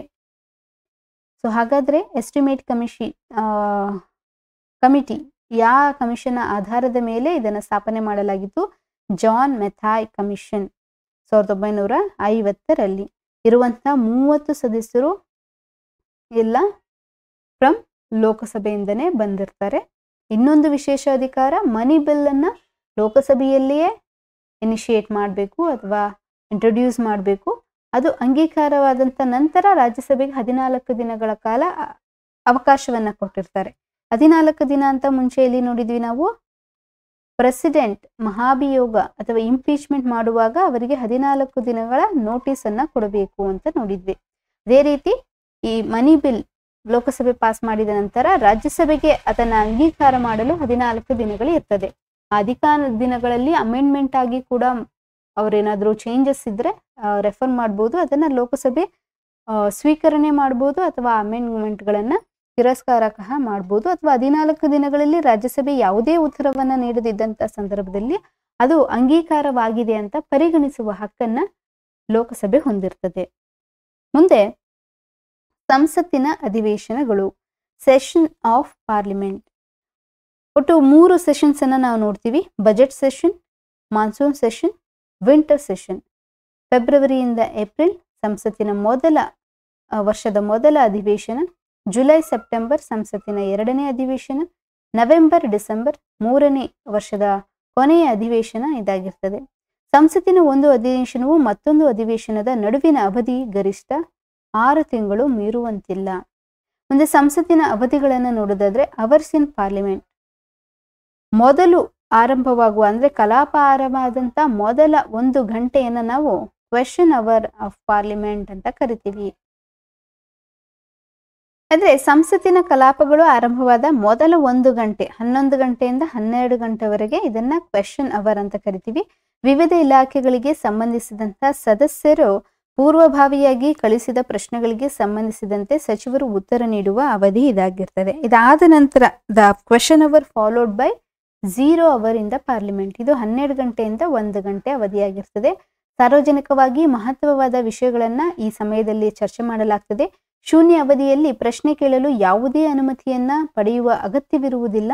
ಅಂದಿನ ದಿನದ ವಾರ್ತಾಪತ್ರಿಕೆಯಲ್ಲಿ, ದೂರದರ್ಶನದಲ್ಲಿ ಸುದ್ದಿಯಾಗಿರುವ ಪ್ರಮುಖ ವಿಷಯಗಳು ಅಥವಾ ತುರ್ತು ವಿಷಯಗಳನ್ನ ಈ ಸಂದರ್ಭದಲ್ಲಿ ಚರ್ಚೆ ಮಾಡಬಹುದು. ಮುಂದೆ 4 ಟೈಪ್ಸ್ ಆಫ್ ಕ್ವೆಶನ್ಸ್. ಒಂದು starred questions, unstarred questions, short notice questions, questions address to the private member. ಏನಿದು ನಕ್ಷತ್ರ ಅಥವಾ ಚುಕ್ಕಿ ಗುರುತಿನ ಪ್ರಶ್ನೆಗಳು ಅಂತ ನೋಡೋದಾದ್ರೆ, ಸಚಿವರು ಸದಸ್ಯರ ಪ್ರಶ್ನೆಗೆ ಮೌಖಿಕವಾಗಿ ಉತ್ತರ ನೀಡುವ ಪ್ರಶ್ನೆಗಳು ಸ್ಟಾರ್ಟ್ ಕ್ವೆಶನ್ಸ್ ಅಂತ ಕರಿತೀವಿ. ಇವುಗಳಲ್ಲಿ ಉಪ ಪ್ರಶ್ನೆಗಳನ್ನ ಕೇಳಲು ಅವಕಾಶ ಇರ್ತದೆ. ಅಂದ್ರೆ ಒಂದು ಕ್ವಶನ್ ಕೇಳಿದ ನಂತರ ಅವರು ಆನ್ಸರ್ ಹೇಳಿದ ಮೇಲೆ ಮತ್ತೆ ಫಾಲೋಡ್ ಬೈ ಅನದರ್ ಕ್ವಶನ್, ಮತ್ತೆ ಇನ್ನೊಂದು ಕ್ವಶನ್ ಕೇಳಬಹುದು. ಯಾಕಂದ್ರೆ ಮೌಖಿಕವಾಗಿ ಅವರು ಉತ್ತರವನ್ನ ನೀಡ್ತಿರ್ತಾರೆ. ಈ ಪ್ರಶ್ನೆಗಳ ಮುಂದೆ ಚುಕ್ಕಿಯನ್ನ ಹಾಕಿ ವಿಶೇಷವಾಗಿ ಕಾಣುವಂತೆ ಮಾಡಲಾಗ್ತದೆ. ಅದಕ್ಕೆ ಇದನ್ನ ಸ್ಟಾರ್ಡ್ ಕ್ವೆಶನ್ ಅಂತ ಕರಿತೀವಿ. ಮುಂದೆ ನಕ್ಷತ್ರವಲ್ಲದ ಪ್ರಶ್ನೆಗಳು, ಅನ್ಸ್ಟಾರ್ಡ್ ಕ್ವೆಶನ್. ಅಂದ್ರೆ ಯಾವುದೋ ಒಂದು ಇಂಪಾರ್ಟೆಂಟ್ ಕ್ವಶನ್ ಅಂದ್ರೆ ಈ ತರ ಸ್ಟಾರ್ ಮಾರ್ಕ್ ಹಾಕಿರ್ತಾರೆ. ಈ ತರ ಸ್ಟಾರ್ ಮಾರ್ಕ್ ಇಲ್ಲದಿರುವಂತಹ ಪ್ರಶ್ನೆಗಳನ್ನ ಅನ್ಸ್ಟಾರ್ಡ್ ಕ್ವೆಶನ್ಸ್ ಅಂತ ಕರಿತೀವಿ. ಈ ಪ್ರಶ್ನೆಗಳಿಗೆ ನಕ್ಷತ್ರ ಚಿಹ್ನೆ ಇರುವುದಿಲ್ಲ. ಲಿಖಿತ ರೂಪದಲ್ಲಿ ಈ ಪ್ರಶ್ನೆಗಳಿಗೆ ಉತ್ತರವನ್ನ ನೀಡಲಾಗ್ತದೆ, ಮೌಖಿಕವಾಗಿ ಉತ್ತರ ನೀಡುವುದಿಲ್ಲ. ಹಾಗಾಗಿ ಉಪ ಪ್ರಶ್ನೆಗಳನ್ನ ಕೇಳುವುದಕ್ಕೆ ಅವಕಾಶ ಇರುವುದಿಲ್ಲ. ಮುಂದೆ ಶಾರ್ಟ್ ನೋಟಿಸ್ ಕ್ವೆಶನ್, 10 ದಿನಗಳ ವರೆಗೆ ಉತ್ತರಿಸಬೇಕಾದ ಪ್ರಶ್ನೆಗಳು. ಇವು ಅತ್ಯಂತ ತುರ್ತಾದ ಮಹತ್ವವುಳ್ಳ ವಿಷಯಗಳಿಗೆ ಸಂಬಂಧಿಸಿದ ಪ್ರಶ್ನೆಗಳಾಗಿರ್ತದೆ. ಮೌಖಿಕವಾಗಿ ಉತ್ತರ ನೀಡುವ ಪ್ರಶ್ನೆಗಳು ಪೂರಕ ಪ್ರಶ್ನೆಗಳನ್ನು ಕೂಡ ಕೇಳಬಹುದಾಗಿದೆ. ಈ ಪ್ರಶ್ನೆಯನ್ನ ತಿಳಿ ಗುಲಾಬಿ ಬಣ್ಣ ಅಥವಾ ಲೈಟ್ ಪಿಂಕ್ ಕಲರ್ ಕಾಗದಲ್ಲಿ ಮುದ್ರಿಸಿರ್ತಾರೆ. Next question address to the private member, ಖಾಸಗಿ ಸದಸ್ಯರಿಗೆ ಕೇಳುವ ಪ್ರಶ್ನೆಗಳು. ಇದನ್ನ ಖಾಸಗಿ ಸದಸ್ಯರ ಮಸೂದೆಗೆ ಅಥವಾ ಸಂಸದೀಯ ಸಮಿತಿಗೆ ಅಥವಾ ಖಾಸಗಿ ಸದಸ್ಯರ ನಿರ್ಣಯಕ್ಕೆ ಸಂಬಂಧಿಸಿದ ಖಾಸಗಿ ಸದಸ್ಯರಿಗೆ ಕೇಳುವ ಪ್ರಶ್ನೆಗಳು. ಇದನ್ನ ಮಿನಿಸ್ಟರ್ಗೆ ಕೇಳುವಂತಿಲ್ಲ. ನೋಡಿ, ಇಲ್ಲಿ ಮಂತ್ರಿಗಳಿಗೆ ಕೇಳಲಾಗುವುದಿಲ್ಲ. Only to the private members you can ask the question. ಈ ಪ್ರಶ್ನೆಗಳನ್ನು ಹಳದಿ ಬಣ್ಣದ ಕಾಗದದಲ್ಲಿ ಮುದ್ರಿಸಿರುತ್ತಾರೆ. ಮುಂದೆ ಕಲಾಪದಲ್ಲಿನ ಚರ್ಚೆಗಳಿಗೆ ಸಂಬಂಧಿಸಿದ ಮಾಹಿತಿಗಳನ್ನು ನೋಡೋದಾದ್ರೆ, ಹಾಫ್ ಆನ್ ಅವರ್ ಡಿಸ್ಕಷನ್. ಸದಸ್ಯರೊಬ್ಬರ ಸಾರ್ವಜನಿಕ ಹಿತಾಸಕ್ತಿಯ ಮಹತ್ವದ ಪ್ರಶ್ನೆಗೆ ಮಂತ್ರಿ ನೀಡುವ ಉತ್ತರ ಸಮರ್ಪಕವಾಗಿದ್ದಾಗ ಸದಸ್ಯರು ಈ ಪ್ರಶ್ನೆಗೆ ಸಂಬಂಧಿಸಿದಂತೆ ಅರ್ಧ ಗಂಟೆ ಚರ್ಚೆಗೆ ಅವಕಾಶ ನೀಡುವಂತೆ ಕೇಳಬಹುದು. ಈ ಸಂದರ್ಭದಲ್ಲಿ ಹೊಸ ಪ್ರಶ್ನೆ ಕೇಳಲಾಗುವುದಿಲ್ಲ. ಈ ಸಂದರ್ಭದಲ್ಲಿ ಸದನದಲ್ಲಿ ಔಪಚಾರಿಕ ಗೊತ್ತುವಳಿ ಮತ್ತು ಮತದಾನ ನಡೆಯುವುದಿಲ್ಲ. ಸಭಾಧ್ಯಕ್ಷರ ವಾರದಲ್ಲಿ 3 ದಿನಗಳು ಈ ವಿಧದ ಚರ್ಚೆಗೆ ಅವಕಾಶ ನೀಡುತ್ತಾರೆ. ಮತ್ತೆ ಶಾರ್ಟ್ ಡ್ಯೂರೇಷನ್ ಡಿಸ್ಕಷನ್. ಸಂಸತ್ ಸದಸ್ಯರು ಅತ್ಯಂತ ತುರ್ತಾದ ಸಾರ್ವಜನಿಕ ಮಹತ್ವದ ವಿಷಯಗಳನ್ನ ಚರ್ಚೆಗೆ ಎತ್ತಿಕೊಳ್ಳಬಹುದು. ಆಗ ನೀಡುವ ಕಾಲಾವಕಾಶ ಅಲ್ಪಾವಧಿ ಚರ್ಚೆಯಾಗಿರುತ್ತದೆ. ಸಭಾಧ್ಯಕ್ಷರು ವಾರದಲ್ಲಿ 2 ದಿನ ಈ ಅಲ್ಪಾವಧಿ ಚರ್ಚೆಗೆ ಅವಕಾಶ ನೀಡಿರುತ್ತಾರೆ. ಮುಂದೆ ಕಾಲ್ ಆಫ್ ಅಟೆನ್ಷನ್, ಗಮನ ಸೆಳೆಯುವ ಚರ್ಚೆ. ಸಂಸತ್ ಸದಸ್ಯನು ಸಭಾಧ್ಯಕ್ಷರ ಅನುಮತಿಯೊಂದಿಗೆ ಅತ್ಯಂತ ತುರ್ತು ಸಾರ್ವಜನಿಕ ಮಹತ್ವದ ವಿಷಯಕ್ಕೆ ಸಂಬಂಧಿಸಿದಂತೆ ಒಬ್ಬ ಮಂತ್ರಿಯನ್ನ ಗಮನವನ್ನು ಸೆಳೆಯಲು ಮಂಡಿಸುವ ಸೂಚನೆ ಇದಾಗಿರ್ತದೆ. ಆಗ ಆ ಮಂತ್ರಿಯು ವಿಷಯದ ಬಗ್ಗೆ ಸಂಕ್ಷಿಪ್ತ ಹೇಳಿಕೆಯನ್ನ ನೀಡಬಹುದು. ಮುಂದೆ ಅಡ್ಜರ್ನ್ಮೆಂಟ್ ಮೋಷನ್, ಅಂದ್ರೆ ಮೋಷನ್ಸ್ ಆಫ್ ಪಾರ್ಲಿಮೆಂಟ್ ಅಂತ ಏನ್ ಕರಿತೀವಿ, ಅದು ನಿಲುವಳಿ ಸೂಚನೆ. ಸಭೆಯ ಮುಂದಿರುವ ಕಲಾಪಗಳನ್ನ ಮುಂದೂಡಿ ಸಾರ್ವಜನಿಕವಾಗಿ ಅತ್ಯಂತ ಮಹತ್ವದ ವಿಷಯವನ್ನ ಕುರಿತು ಚರ್ಚಿಸಲು ಅವಕಾಶ ನೀಡಲು ಮಂಡಿಸಲಾದ ಸೂಚನೆ ಇದಾಗಿರ್ತದೆ. ಇಂತಹ ಸೂಚನೆ ಮಂಡಿಸಲು ಸದನದ 50 ಮಂದಿಯ ಬೆಂಬಲ ಅಗತ್ಯವಿರ್ತದೆ. ಆಗ ಮಾತ್ರ ಈ ನಿಲುವಳಿ ಸೂಚನೆಯನ್ನ ಮಂಡಿಸಬಹುದಾಗಿರ್ತದೆ. ಮುಂದೆ ಅವಿಶ್ವಾಸ ಗೊತ್ತುವಳಿ, ನೋ ಕಾನ್ಫಿಡೆನ್ಸ್ ಮೋಷನ್. ಒಂದು ಸರ್ಕಾರ ಲೋಕಸಭೆಯಲ್ಲಿ ಬಹುಮತವನ್ನ ಹೊಂದಿದೆಯೇ ಇಲ್ಲವೇ ಎಂಬ ನಿರ್ಧರಿಸಲು ಕೈಗೊಳ್ಳುವ ಗೊತ್ತುವಳಿಯೇ ಅವಿಶ್ವಾಸ ಗೊತ್ತುವಳಿ. ಪ್ರಧಾನಮಂತ್ರಿ ಮತ್ತು ಮಂತ್ರಿ ಮಂಡಲಕ್ಕೆ ಲೋಕಸಭೆಯಲ್ಲಿ ಬಹುಮತ ಇದೆಯೇ ಎಂದು ಸಾಬೀತುಪಡಿಸಲು ಅವಿಶ್ವಾಸ ಗೊತ್ತುವಳಿಯನ್ನ ವಿರೋಧ ಪಕ್ಷವು ಮಂಡಿಸುತ್ತದೆ. ರಾಜ್ಯಸಭೆಯಲ್ಲಿ ಸರ್ಕಾರದ ವಿರುದ್ಧ ಅವಿಶ್ವಾಸ ಗೊತ್ತುವಳಿ ಮಂಡಿಸಲು ಅವಕಾಶ ಇರುವುದಿಲ್ಲ. ಹಾಗಾದ್ರೆ ಇದನ್ನ ಲೋಕಸಭೆಯಲ್ಲಿ ಮಾತ್ರ ಮಂಡಿಸಬೇಕು, ರಾಜ್ಯಸಭೆಯಲ್ಲಿ ಮಂಡಿಸುವ ಅವಕಾಶವನ್ನ ಕಲ್ಪಿಸಿಕೊಡಲಾಗಿಲ್ಲ. ಲೋಕಸಭೆಯಲ್ಲಿ ಸರಳ ಬಹುಮತ, ಸಿಂಪಲ್ ಮೆಜಾರಿಟಿಯಿಂದ ಮೂಲಕ ಸರ್ಕಾರವು ಸದನದಲ್ಲಿ ವಿಶ್ವಾಸವನ್ನ ಸಾಬೀತುಪಡಿಸುತ್ತದೆ. ಅದೇ ರೀತಿ ಮುಖ್ಯಮಂತ್ರಿ ಮತ್ತು ರಾಜ್ಯದ ಮಂತ್ರಿ ಮಂಡಲಕ್ಕೆ ವಿಧಾನಸಭೆಯಲ್ಲಿ ಬಹುಮತ ಇದೆಯೇ ಎಂದು ಸಾಬೀತುಪಡಿಸಲು ಅವಿಶ್ವಾಸ ಗೊತ್ತುವಳಿಯನ್ನ ವಿರೋಧ ಪಕ್ಷ ಮಂಡಿಸುತ್ತದೆ. ವಿಧಾನ ಪರಿಷತ್ನಲ್ಲಿ ಸರ್ಕಾರದ ವಿರುದ್ಧ ಅವಿಶ್ವಾಸ ಗೊತ್ತುವಳಿ ಮಂಡಿಸಲು ಅವಕಾಶವಿರುವುದಿಲ್ಲ. ಸರಳ ಬಹುಮತದ ಮೂಲಕ ಸರ್ಕಾರವು ಸದನದಲ್ಲಿ ವಿಶ್ವಾಸವನ್ನ ಸಾಬೀತುಪಡಿಸುತ್ತದೆ. ಮುಂದೆ ತುರ್ತು ಪರಿಸ್ಥಿತಿಗಳಿಗೆ ಸಂಬಂಧಿಸಿದ ಅಂಕಿಅಂಶಗಳನ್ನ ನೋಡೋದಾದ್ರೆ, ಅಂದ್ರೆ ಪ್ರಾವಿಷನ್ಸ್ ಫಾರ್ ಎಮರ್ಜೆನ್ಸೀಸ್ ಅಂತ ನಾವೇನ್ ಕರಿತೀವಿ, ಇದು ಭಾರತದಲ್ಲಿ ಇದುವರೆಗೆ ರಾಷ್ಟ್ರೀಯ ತುರ್ತು ಪರಿಸ್ಥಿತಿ 352ನೇ ವಿಧಿ 3 ಸಂದರ್ಭಗಳಲ್ಲಿ ಇರಬಹುದು. ಒಂದು, ಭಾರತ ಚೀನಾ ಯುದ್ಧ 1962ರಲ್ಲಿ, 1971 ಭಾರತ ಪಾಕಿಸ್ತಾನ ಯುದ್ಧ, ಬಾಂಗ್ಲಾ ವಿಮೋಚನೆಯಾದಂಥ ವರ್ಷ ಇದು, ಮತ್ತೆ 1975 ಆಂತರಿಕ ತುರ್ತು ಪರಿಸ್ಥಿತಿಯಲ್ಲಿ 3 ಬಾರಿ ಅಂಡರ್ ಆರ್ಟಿಕಲ್ 352 ನ್ಯಾಷನಲ್ ಎಮರ್ಜೆನ್ಸಿಯನ್ನು ನಾವು ಹೇರಿದ್ದೇವೆ. 356ನೇ ವಿಧಿ ಅನ್ವಯ ರಾಜ್ಯ ತುರ್ತು ಪರಿಸ್ಥಿತಿ ಅಂದರೆ ಸ್ಟೇಟ್ ಎಮರ್ಜೆನ್ಸೀಸ್ ಅಥವಾ ಪ್ರೆಸಿಡೆಂಟ್ ರೂಲ್ ಅಂತ ನಾವೇನು ಕರಿತೀವಿ, ರಾಷ್ಟ್ರಪತಿಗಳ ಆಡಳಿತವನ್ನು ಗರಿಷ್ಠ 3 ವರ್ಷದ ವರೆಗೆ ರಾಜ್ಯದ ಮೇಲೆ ಹೇರಿಕೆ ಮಾಡಬಹುದು. ಪ್ರತಿ 6 ತಿಂಗಳಿಗೊಮ್ಮೆ ಸಂಸತ್ತಿನಲ್ಲಿ ಅಂಗೀಕಾರ ಪಡೆಯುವುದು ಕಡ್ಡಾಯವಾಗಿರ್ತದೆ. ಕರ್ನಾಟಕದಲ್ಲಿ ಇದುವರೆಗೆ ಹೇರಲಾಗಿರುವ ರಾಷ್ಟ್ರಪತಿಯ ಆಡಳಿತದ ಸಂಖ್ಯೆ 6 ಬಾರಿ. ಮೊದಲ ಬಾರಿ 1971 ಮಾರ್ಚರಲ್ಲಿ ನಾವು ಪ್ರೆಸಿಡೆಂಟ್ ರೂಲನ್ನು ಕರ್ನಾಟಕದಲ್ಲಿ ಕಾಣಬಹುದು. ಮುಂದೆ ರಾಜ್ಯ ಮಂತ್ರಿಮಂಡಲ ಮತ್ತು ಮುಖ್ಯಮಂತ್ರಿಗಳು, council of ministers and chief minister. So ಇಲ್ಲಿ ಇನ್ನೊಂದು ಎಮರ್ಜೆನ್ಸಿ ಬರುತ್ತೆ, 360 ದ ಫೈನಾನ್ಷಿಯಲ್ ಎಮರ್ಜೆನ್ಸಿ. ಸೊ ಇದು ಯಾವುದೇ ಸಂದರ್ಭದಲ್ಲಿ ಭಾರತದಲ್ಲಿ ಹೇರಿಕೆ ಆಗಿಲ್ಲ ಅಥವಾ ನಾವು ಇದನ್ನು ಇಂಪ್ಲಿಮೆಂಟ್ ಮಾಡಿಲ್ಲ, ಹಾಗಾಗಿ ಮೆನ್ಷನ್ ಮಾಡಿಲ್ಲ. ಬಟ್ ಆರ್ಟಿಕಲ್ 360 ಇದನ್ನು ನೆನ್ಪಿಟ್ಕೊಳ್ಳಿ. 352, 356, 360 3 ಎಮರ್ಜೆನ್ಸೀಸ್ಗಳು ಇರ್ತದೆ. ಸೊ ನೆಕ್ಸ್ಟು ರಾಜ್ಯ ಮಂತ್ರಿಮಂಡಲ ಮತ್ತು ಮುಖ್ಯಮಂತ್ರಿ, council of ministers and chief minister. ಇದು ಸಹ 91ನೇ ಸಂವಿಧಾನಾತ್ಮಕ ತಿದ್ದುಪಡಿಯ ಅನ್ವಯ ರಾಜ್ಯ ಮಂತ್ರಿಮಂಡಲವು ಮುಖ್ಯಮಂತ್ರಿಗಳನ್ನು ಸೇರಿಸಿ ವಿಧಾನಸಭೆಯ ಒಟ್ಟು ಸದಸ್ಯರ ಶೇಕಡವಾರ ಗಾತ್ರ 15% ಅಂತ ಮೀರುವಂತಿಲ್ಲ. ಕನಿಷ್ಠ 12 ಮಂದಿ ಸದಸ್ಯರನ್ನ ಹೊಂದಿರಬೇಕು. ಮುಂದೆ ಮುಖ್ಯಮಂತ್ರಿ ಅಥವಾ ಮಂತ್ರಿಗಳಾಗಿ ನೇಮಕವಾದ ಸಂದರ್ಭದಲ್ಲಿ ವಿಧಾನಮಂಡಲದಲ್ಲಿ ಯಾವುದೇ ಸದನದ ಸದಸ್ಯನಾಗದಿದ್ದರೆ ಅಂಥವರು ಸದಸ್ಯನಾಗಲು 6 ತಿಂಗಳು ಅವಕಾಶವನ್ನು ನೀಡಲಾಗ್ತದೆ. ಮುಖ್ಯಮಂತ್ರಿಯಾಗಲು ಕನಿಷ್ಠ ವಯಸ್ಸು 25 ವರ್ಷ, ವಿಧಾನಸಭೆಯಿಂದ ಆಯ್ಕೆಯಾದರೆ, ಇನ್ ಕೇಸ್ ವಿಧಾನ ಪರಿಷತ್ತಿಂದ ಆಯ್ಕೆಯಾದರೆ 30 ವರ್ಷ ವಯಸ್ಸಾಗಿರಬೇಕು. ಮುಂದೆ ಇಂಟರ್ ಸ್ಟೇಟ್ ಕೌನ್ಸಿಲ್, ಇದನ್ನು ಆರ್ಟಿಕಲ್ 263 ಅಲ್ಲಿ ಹೇಳಲಾಗ್ತದೆ. ಇಂಟರ್ ಸ್ಟೇಟ್ ಕೌನ್ಸಿಲ್ ಅನ್ನ ಸ್ಥಾಪನೆ ಮಾಡಲು ಶಿಫಾರಸು ಮಾಡಿದಂತಹ ಆಯೋಗ ಸರ್ಕಾರಿಯ ಕಮಿಷನ್ 1983 ಜೂನ್. ಇದು ಸ್ಥಾಪನೆಯಾಗಿದ್ದು 1990 ಮೇ 28ರಂದು ರಾಷ್ಟ್ರಾಧ್ಯಕ್ಷರ ಆದೇಶದ ಅನ್ವಯ. ಸ್ಥಾನಮಾನವನ್ನು ನೋಡೋದಾದ್ರೆ ಶಾಶ್ವತವಲ್ಲದ ಸಂವಿಧಾನದ ಸಂಸ್ಥೆ, ಅಂದ್ರೆ ಪರ್ಮನೆಂಟ್ ಅಲ್ಲ. ಇದೊಂದು ಅಡ್ಹಾಕ್ ಕಮಿಟಿ, ಯಾವಾಗ ಬೇಕು ಅವಾಗ ಅಷ್ಟೇ ಅದನ್ನ ಎಸ್ಟಾಬ್ಲಿಷ್ ಮಾಡ್ತಾರೆ. ಹಾಗಾಗಿ ಇದನ್ನ ಶಾಶ್ವತವಲ್ಲದ ಸಂವಿಧಾನದ ಸಂಸ್ಥೆ. ಪರಿಷತ್ತಿನ ಪದನಿಮಿತ್ತ ಅಧ್ಯಕ್ಷರು ಭಾರತದ ಪ್ರಧಾನಮಂತ್ರಿಗಳಾಗಿರ್ತಾರೆ. ಸದಸ್ಯರನ್ನ ನೋಡೋದಾದ್ರೆ ಎಲ್ಲಾ ರಾಜ್ಯದ ಮುಖ್ಯಮಂತ್ರಿಗಳು, ವಿಧಾನಸಭೆ ಹೊಂದಿರುವ ಕೇಂದ್ರಾಡಳಿತ ಪ್ರದೇಶಗಳ ಮುಖ್ಯಮಂತ್ರಿಗಳು, ಕೇಂದ್ರಾಡಳಿತ ಪ್ರದೇಶದ ಲೆಫ್ಟಿನೆಂಟ್ ಗವರ್ನರ್ಗಳು ಮತ್ತು ಅಡ್ಮಿನಿಸ್ಟ್ರೇಟರ್ಸ್ಗಳು, ರಾಷ್ಟ್ರಪತಿ ಆಡಳಿತದಲ್ಲಿರುವ ರಾಜ್ಯಗಳ ರಾಜ್ಯಪಾಲರು, ಪ್ರಧಾನ ಮಂತ್ರಿಗಳಿಂದ ನೇಮಕಗೊಂಡಿರುವಂತಹ ಕೇಂದ್ರ ಸಚಿವ ಸಂಪುಟದ 6 ಮಂದಿ ಸಚಿವರನ್ನ ಒಳಗೊಂಡಿರ್ತದೆ, ಕೇಂದ್ರ ಗೃಹ ಸಚಿವರನ್ನ ಒಳಗೊಂಡಂತೆ. ಅಂದ್ರೆ ಇಲ್ಲಿ ministry of home affairs compulsory, ಅವರನ್ನ ಬಿಟ್ಟು 5 ಮಂದಿ ಸಚಿವರು ಪ್ರಧಾನಮಂತ್ರಿಯವರು ನಾಮಕರಣವನ್ನ ಮಾಡಿರ್ತಾರೆ. ಮುಂದೆ ಅಂತಾರಾಜ್ಯ ಪರಿಷತ್ನ ಮೊದಲ ಸಭೆಯನ್ನು ನೋಡೋದಾದ್ರೆ 1990 ಅಕ್ಟೋಬರ್ನಲ್ಲಿ ಪ್ರಧಾನಿ ಮಂತ್ರಿಯಾದಂಥ VP ಸಿಂಗ್ ಅವರ ಅಧ್ಯಕ್ಷತೆಯಲ್ಲಿ ಜರುಗಿತ್ತು. ಹಾಗಾದ್ರೆ ಇಂಟರ್ ಸ್ಟೇಟ್ ಕೌನ್ಸಿಲ್ ಎಸ್ಟಾಬ್ಲಿಷ್ ಆದಾಗ ಪ್ರೈಮ್ ಮಿನಿಸ್ಟರ್ ಯಾರಾಗಿದ್ರು ಅಂತ ಕೇಳಿದ್ರೆ VP ಸಿಂಗ್. ಓಕೆ, ಇದುವರೆಗೂ 12 ಸಭೆಗಳು ಜರುಗಿದೆ. 12ನೇ ಸಭೆ 2017 ನವೆಂಬರ್ನಲ್ಲಿ ಪ್ರಧಾನಿ ಮೋದಿಯವರ ನೇತೃತ್ವದಲ್ಲಿ ಜರುಗಿತ್ತು. ಮುಂದೆ standing committees of inter state council, ಅಂತರ್ ರಾಜ್ಯ ಪರಿಷತ್ತಿನ ಸ್ಥಾಯಿ ಸಮಿತಿ. ಇದು ಕೇಂದ್ರ ಗೃಹ ಸಚಿವರು ಪದನಿಮಿತ್ತ ಅಧ್ಯಕ್ಷರಾಗಿರ್ತಾರೆ. ಸ್ಥಾಪನೆಯಾಗಿದ್ದು 1996.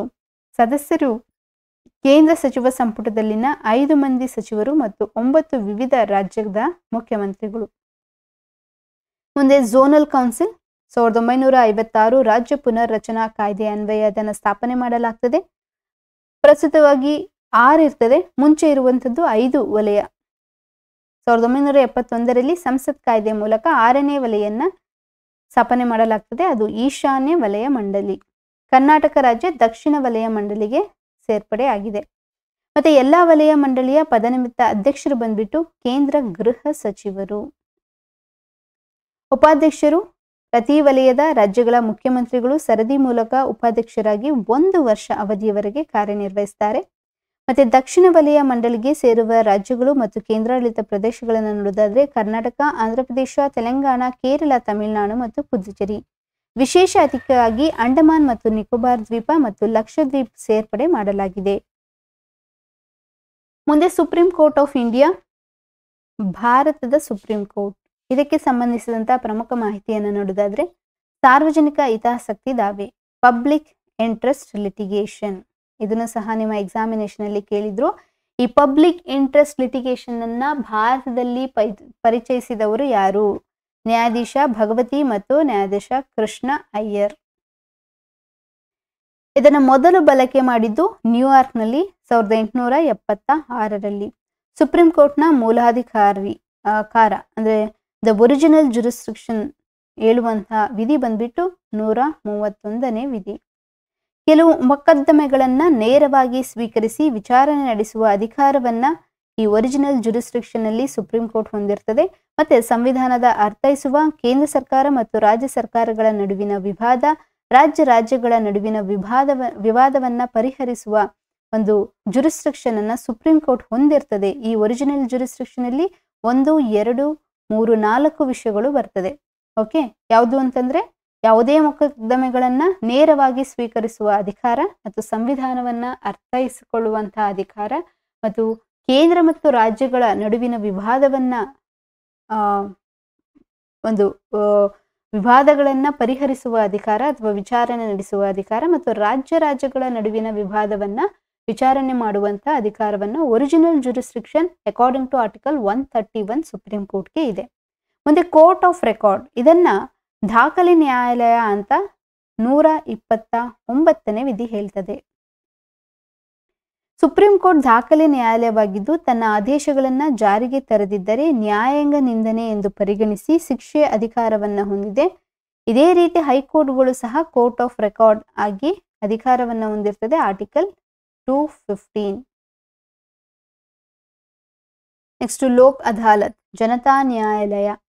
ತ್ವರಿತವಾಗಿ ಕಡಿಮೆ ವೆಚ್ಚದಲ್ಲಿ ನ್ಯಾಯ ಒದಗಿಸುವ ಉದ್ದೇಶವನ್ನು ಹೊಂದಿದ್ದು 1987ರಲ್ಲಿ ರಾಷ್ಟ್ರೀಯ ಕಾನೂನು ಸೇವಾ ಪ್ರಾಧಿಕಾರ ನ್ಯಾಷನಲ್ ಲೀಗಲ್ ಸರ್ವಿಸ್ ಅಥಾರಿಟಿ ನಾಲ್ಸಾ ಇದನ್ನು ಸ್ಥಾಪಿಸಿ ಈ ಮೂಲಕ ಲೋಕ್ ಅದಾಲತನ್ನು ಆರಂಭಿಸಿತು. ಲೋಕ ಅದಾಲತ್ ರಾಷ್ಟ್ರಮಟ್ಟ, ರಾಜ್ಯ ಮಟ್ಟ, ಜಿಲ್ಲಾ ಮಟ್ಟ ಮತ್ತು ತಾಲೂಕು ಮಟ್ಟದ 4 ಹಂತಗಳಲ್ಲಿ ಕಾರ್ಯನಿರ್ವಹಿಸುತ್ತದೆ. ಲೋಕ ಅದಾಲತ್ಗಳು ನೀಡುವ ತೀರ್ಪನ್ನ ಸಿವಿಲ್ ನ್ಯಾಯಾಲಯದಷ್ಟೇ ಮಾನ್ಯತೆಯನ್ನ ಹೊಂದಿರುತ್ತದೆ ಮತ್ತು ಮೇಲ್ಮನೆಗೆ ಅವಕಾಶವಿರುವುದಿಲ್ಲ. ನೆನ್ಪಿಟ್ಕೊಳ್ಳಿ, ಲೋಕ್ ಅದಾಲತ್ನ ತೀರ್ಪು ಅಂತಿಮವಾಗಿರ್ತದೆ ಮತ್ತು ಉಭಯ ಪಕ್ಷದವರಿಗೆ ಬದ್ಧವಾಗಿರಬೇಕು. ಮುಂದೆ ನ್ಯಾಷನಲ್ ಗ್ರೀನ್ ಟ್ರಿಬ್ಯುನಲ್, ಇದು ಒಂದು ಶಾಸನಬದ್ಧ ಸಂಸ್ಥೆಯಾಗಿರ್ತದೆ. ಇದು 2010 ಅಕ್ಟೋಬರ್ 18ರಂದು ರಾಷ್ಟ್ರೀಯ ಹಸಿರು ನ್ಯಾಯಾಧೀಕರಣವನ್ನ ಸ್ಥಾಪಿಸಲಾಗಿತ್ತು. ಈ ಪೀಠವು ಪರಿಸರಕ್ಕೆ ಸಂಬಂಧಿಸಿದ ಪ್ರಕರಣಗಳನ್ನ ಬಗೆಹರಿಸುತ್ತದೆ. ಮೊದಲ ಮುಖ್ಯಸ್ಥರು ನ್ಯಾಯಾಧೀಶ ಸ್ವತಂತ್ರ ಕುಮಾರ್, ಪ್ರಸ್ತುತ ಮುಖ್ಯಸ್ಥರು ಪ್ರಕಾಶ್ ಶ್ರೀವಾಸ್ತವ್. ಮುಂದೆ ದ ಫ್ಯಾಮಿಲಿ ಕೋರ್ಟ್, ಕೌಟುಂಬಿಕ ನ್ಯಾಯಾಲಯಗಳು. ಇದನ್ನ 1984ರ ಕೌಟುಂಬಿಕ ನ್ಯಾಯಾಲಯಗಳ ಕಾಯ್ದೆಯನ್ನುಡಿ ಸ್ಥಾಪನೆ ಮಾಡಲಾಗಿತ್ತು. ಕೌಟುಂಬಿಕ ನ್ಯಾಯಾಲಯಗಳು ಮೊದಲು 1901ರಲ್ಲಿ ಅಮೆರಿಕದಲ್ಲಿ ಪ್ರಾರಂಭವಾದವು. ನೆಕ್ಸ್ಟ್ ಗ್ರಾಮ ನ್ಯಾಯಾಲಯಗಳು. ಗ್ರಾಮ ನ್ಯಾಯಾಲಯದ ಕಾಯ್ದೆ 2008ರ ಅನ್ವಯ 2009 ಅಕ್ಟೋಬರ್ 2ರಂದು ಗ್ರಾಮ ನ್ಯಾಯಾಲಯಗಳನ್ನ ಜಾರಿಗೆ ಬಂದವು. ಪ್ರತಿ ಗ್ರಾಮ ನ್ಯಾಯಾಲಯವು ಪ್ರಥಮ ದರ್ಜೆಯ ನ್ಯಾಯಾಧೀಶರ ಅಧ್ಯಕ್ಷತೆಯನ್ನ ಹೊಂದಿರುತ್ತದೆ. ಅವರನ್ನ ಹೈಕೋರ್ಟ್ನೊಂದಿಗೆ ಸಮಾಲೋಚಿಸಿ ರಾಜ್ಯ ಸರ್ಕಾರ ನೇಮಕ ಮಾಡ್ತದೆ. ಮನೆ ಬಾಗಿಲಿಗೆ ನ್ಯಾಯ ಒದಗಿಸುವ ಉದ್ದೇಶವನ್ನ ಗ್ರಾಮ ನ್ಯಾಯಾಲಯಗಳು ಹೊಂದಿರ್ತದೆ. ಮುಂದೆ ಟ್ರಿಬ್ಯುನಲ್ಸ್ ಇನ್ ಇಂಡಿಯಾ. 42ನೇ ತಿದ್ದುಪಡಿ 1976ರ ಅನ್ವಯ ಸಂವಿಧಾನದ 14A ಭಾಗದಲ್ಲಿ ನ್ಯಾಯಾಧೀಕರಣವನ್ನ ಮತ್ತೆ 323A 323B ಅಲ್ಲಿ ಸೇರ್ಪಡೆ ಮಾಡಲಾಗಿದೆ. 323A ವಿಧಿಯಲ್ಲಿ ಆಡಳಿತದ ನ್ಯಾಯಾಧೀಕರಣದ ಬಗ್ಗೆಯೂ ಮತ್ತು 323B ವಿಧಿ ಇತರೆ ನ್ಯಾಯಾಧೀಕರಣದ ಬಗ್ಗೆ ತಿಳಿಸ್ತದೆ.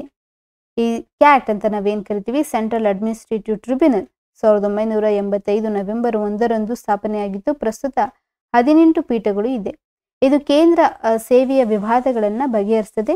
ಸಿಮಿಲರ್ ಸ್ಯಾಟ್ ಇದೆ, ಸ್ಟೇಟ್ ಅಡ್ಮಿನಿಸ್ಟ್ರೇಟಿವ್ ಟ್ರಿಬ್ಯುನಲ್. ಇಲ್ಲಿ ರಾಜ್ಯದ ಸರ್ಕಾರಗಳಿಗೆ ಸಂಬಂಧಿಸಿದ ಆಡಳಿತಾತ್ಮಕ ವಿವಾದಗಳನ್ನ ಬಗೆಹರಿಸಲು ಈ ಸ್ಯಾಟ್ ಅನ್ನ ಎಸ್ಟಾಬ್ಲಿಷ್ ಮಾಡಲಾಗಿತ್ತು 1986 ಅಕ್ಟೋಬರ್ 6. ಭಾರತದಲ್ಲಿ ಹೈಕೋರ್ಟ್ಗಳ ಸಂಖ್ಯೆ 25. ದೇಶದ ಅತ್ಯಂತ ಹಳೆಯ ಹೈಕೋರ್ಟ್ ಕೋಲ್ಕತ್ತಾ, ಮುಂಬೈ, ಮದ್ರಾಸ್, ಮೈಸೂರು ಹೈಕೋರ್ಟ್ ಸ್ಥಾಪನೆಯಾಗಿದ್ದು 1884. 18 ಕಚೇರಿ. ಕರ್ನಾಟಕದ ಹೈಕೋರ್ಟ್ನ ಸಂಚಾರಿ ಪೀಠಗಳು ಹುಬ್ಬಳ್ಳಿ, ಧಾರವಾಡ, ಕಲಬುರಗಿ. ಧಾರವಾಡ ಸಂಚಾರಿ ಪೀಠವನ್ನ 13 ಆಗಸ್ಟ್ 25 ಹಾಗೂ ಕಲ್ಬುರ್ಗಿ ಸಂಚಾರ ಪೀಠವನ್ನು 2013 ಆಗಸ್ಟ್ 31ರಂದು ಶಾಶ್ವತ ಪೀಠಗಳನ್ನಾಗಿ ಮಾಡಲಾಗಿದೆ.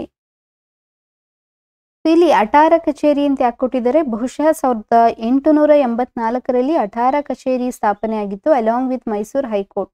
ಸೊ ಅಟಾರ ಕಚೇರಿ ಅಂದರೆ ಅಟಾರ ಅಂದರೆ 8 ಕಚೇರಿಗಳನ್ನ ಆಡಳಿತದಲ್ಲಿ ಒಂದು ಸುಧಾರಣೆಯನ್ನ ತರಬೇಕು ಅನ್ನೋ ಒಂದು ದೃಷ್ಟಿಕೋನವನ್ನ ಇಟ್ಕೊಂಡು ಅಂದಿನ ಒಡೆಯರ್ ಯಾರು ಚಿಕ್ಕದೇವರಾಯ ಒಡೆಯರ್ ಅವರು ಸ್ಥಾಪನೆ ಮಾಡ್ತಾರೆ ಅಟಾರ ಕಚೇರಿ. ಚಿಕ್ಕದೇವರಾಯ ಒಡೆಯರನ್ನ ನಾವು ಕೋಟಿ ನಾರಾಯಣ ಅಂತಾನೂ ಕರಿತೀವಿ ಅಲ್ವಾ. ಸೊ ಇದನ್ನ ನೆನ್ಪಿಟ್ಕೊಳ್ಳಿ. ಮುಂದೆ ಗ್ರಾಮೀಣಾಭಿವೃದ್ಧಿ ಪಂಚಾಯತ್ ರಾಜ್ ಸಂಸ್ಥೆಗಳು ಮತ್ತು ಗ್ರಾಮೀಣ ಸಹಕಾರಿ ಸಂಸ್ಥೆಗಳು, rural development panchayat Raj institutions and rural cooperatives.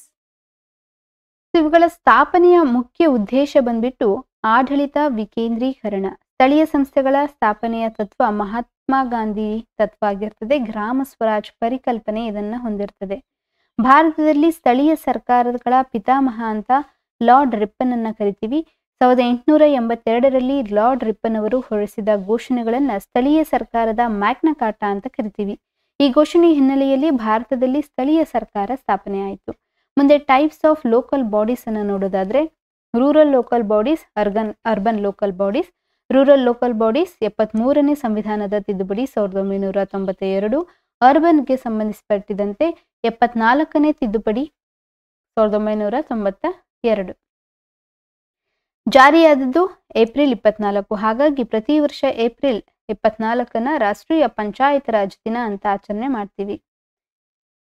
ಇಲ್ಲಿ 1993 ಜೂನ್ 1. ಹಿಂದೆ ಭಾಗಗಳನ್ನು ನೋಡೋದಾದ್ರೆ 9ನೇ ಸಂವಿಧಾನದ ಭಾಗ 243ರಿಂದ 243 ಓ ವಿಧಿ ಮತ್ತು ಸಂವಿಧಾನದ 11ನೇ ಅನುಸೂಚಿ ಒಟ್ಟು 29 ವಿಷಯಗಳನ್ನು ಒಳಗೊಂಡಿರ್ತದೆ. ಇಲ್ಲಿ ಸಂವಿಧಾನದ 9 ಎ ಭಾಗ 243 ಪಿ ಇಂದ 243 ZZ ವರೆಗೆ ವಿಧಿಗಳನ್ನು ಹೊಂದಿರ್ತದೆ. ಸಂವಿಧಾನದ 12ನೇ ಅನುಸೂಚಿ ಮತ್ತು 18 ವಿಷಯಗಳನ್ನು ಒಳಗೊಂಡಿರ್ತದೆ. ಮುಂದೆ ಭಾರತದ ಮೊದಲ ಪಂಚಾಯಿತಿಯನ್ನು ನೋಡೋದಾದ್ರೆ 1959ರಲ್ಲಿ ಅಂದ್ರೆ ಈ ಸಂವಿಧಾನದ ತಿದ್ದುಪಡಿ ಬರುವುದಕ್ಕಿಂತ ಮುಂಚೆನೆ 59 ಅಕ್ಟೋಬರ್ 2ರಂದು ರಾಜಸ್ಥಾನದ ನಾಗೌರ್ನಲ್ಲಿ ಸ್ಥಾಪನೆಯಾಗಿತ್ತು. 1959ರಲ್ಲಿ ಪಂಚಾಯತ್ ಸ್ಥಾಪನೆಯಾದಂತಹ ರಾಜ್ಯಗಳು ಆಂಧ್ರ ಪ್ರದೇಶ್ ಮತ್ತು ರಾಜಸ್ಥಾನ. ದೇಶದ ಮೊದಲ ಮುನಿಸಿಪಲ್ ಕಾರ್ಪೊರೇಷನ್ 1688ರ ಸೆಪ್ಟೆಂಬರ್ 21ರಂದು ಮದ್ರಾಸ್, ಪ್ರಸ್ತುತ ಗ್ರೇಟ್ ಚೆನ್ನೈ ಕಾರ್ಪೊರೇಷನ್ನಲ್ಲಿ ಆರಂಭವಾಯಿತು. ಮುಂದೆ 73ನೇ ತಿದ್ದುಪಡಿ ಅನ್ವಯ 3 ಹಂತದ ಪಂಚಾಯತ್ಗಳು, ಗ್ರಾಮ ಪಂಚಾಯಿತಿ, ತಾಲೂಕು ಪಂಚಾಯತ್ಗಳು, ಜಿಲ್ಲಾ ಪಂಚಾಯತ್ಗಳು. 74ನೇ ತಿದ್ದುಪಡಿ ಅನ್ವಯ ನಗರ ಪಂಚಾಯಿತಿಗಳು, ಮುನ್ಸಿಪಲ್ ಕೌನ್ಸಿಲ್ಸ್ಗಳು ಮತ್ತು ಪೌರ ನಿಗಮಗಳನ್ನ ಕಾಣಬಹುದು. ಮುಂದೆ ಪಂಚಾಯತ್ಗಳ ಹಣಕಾಸು ಸ್ಥಿತಿಗಳನ್ನ ಅಧ್ಯಯನ ಮಾಡಿ ರಾಜ್ಯಪಾಲರಿಗೆ ಶಿಫಾರಸು ಮಾಡಲು ಈ ರಾಜ್ಯ ಹಣಕಾಸು ಆಯೋಗವನ್ನ ಎಸ್ಟಾಬ್ಲಿಷ್ ಮಾಡಲಾಗ್ತದೆ. ಆರ್ಟಿಕಲ್ ಬಂದ್ಬಿಟ್ಟು 243 ಕ್ಲಾಸ್ ಐ 1 ಅಲ್ಲ, ಅದು ಐ.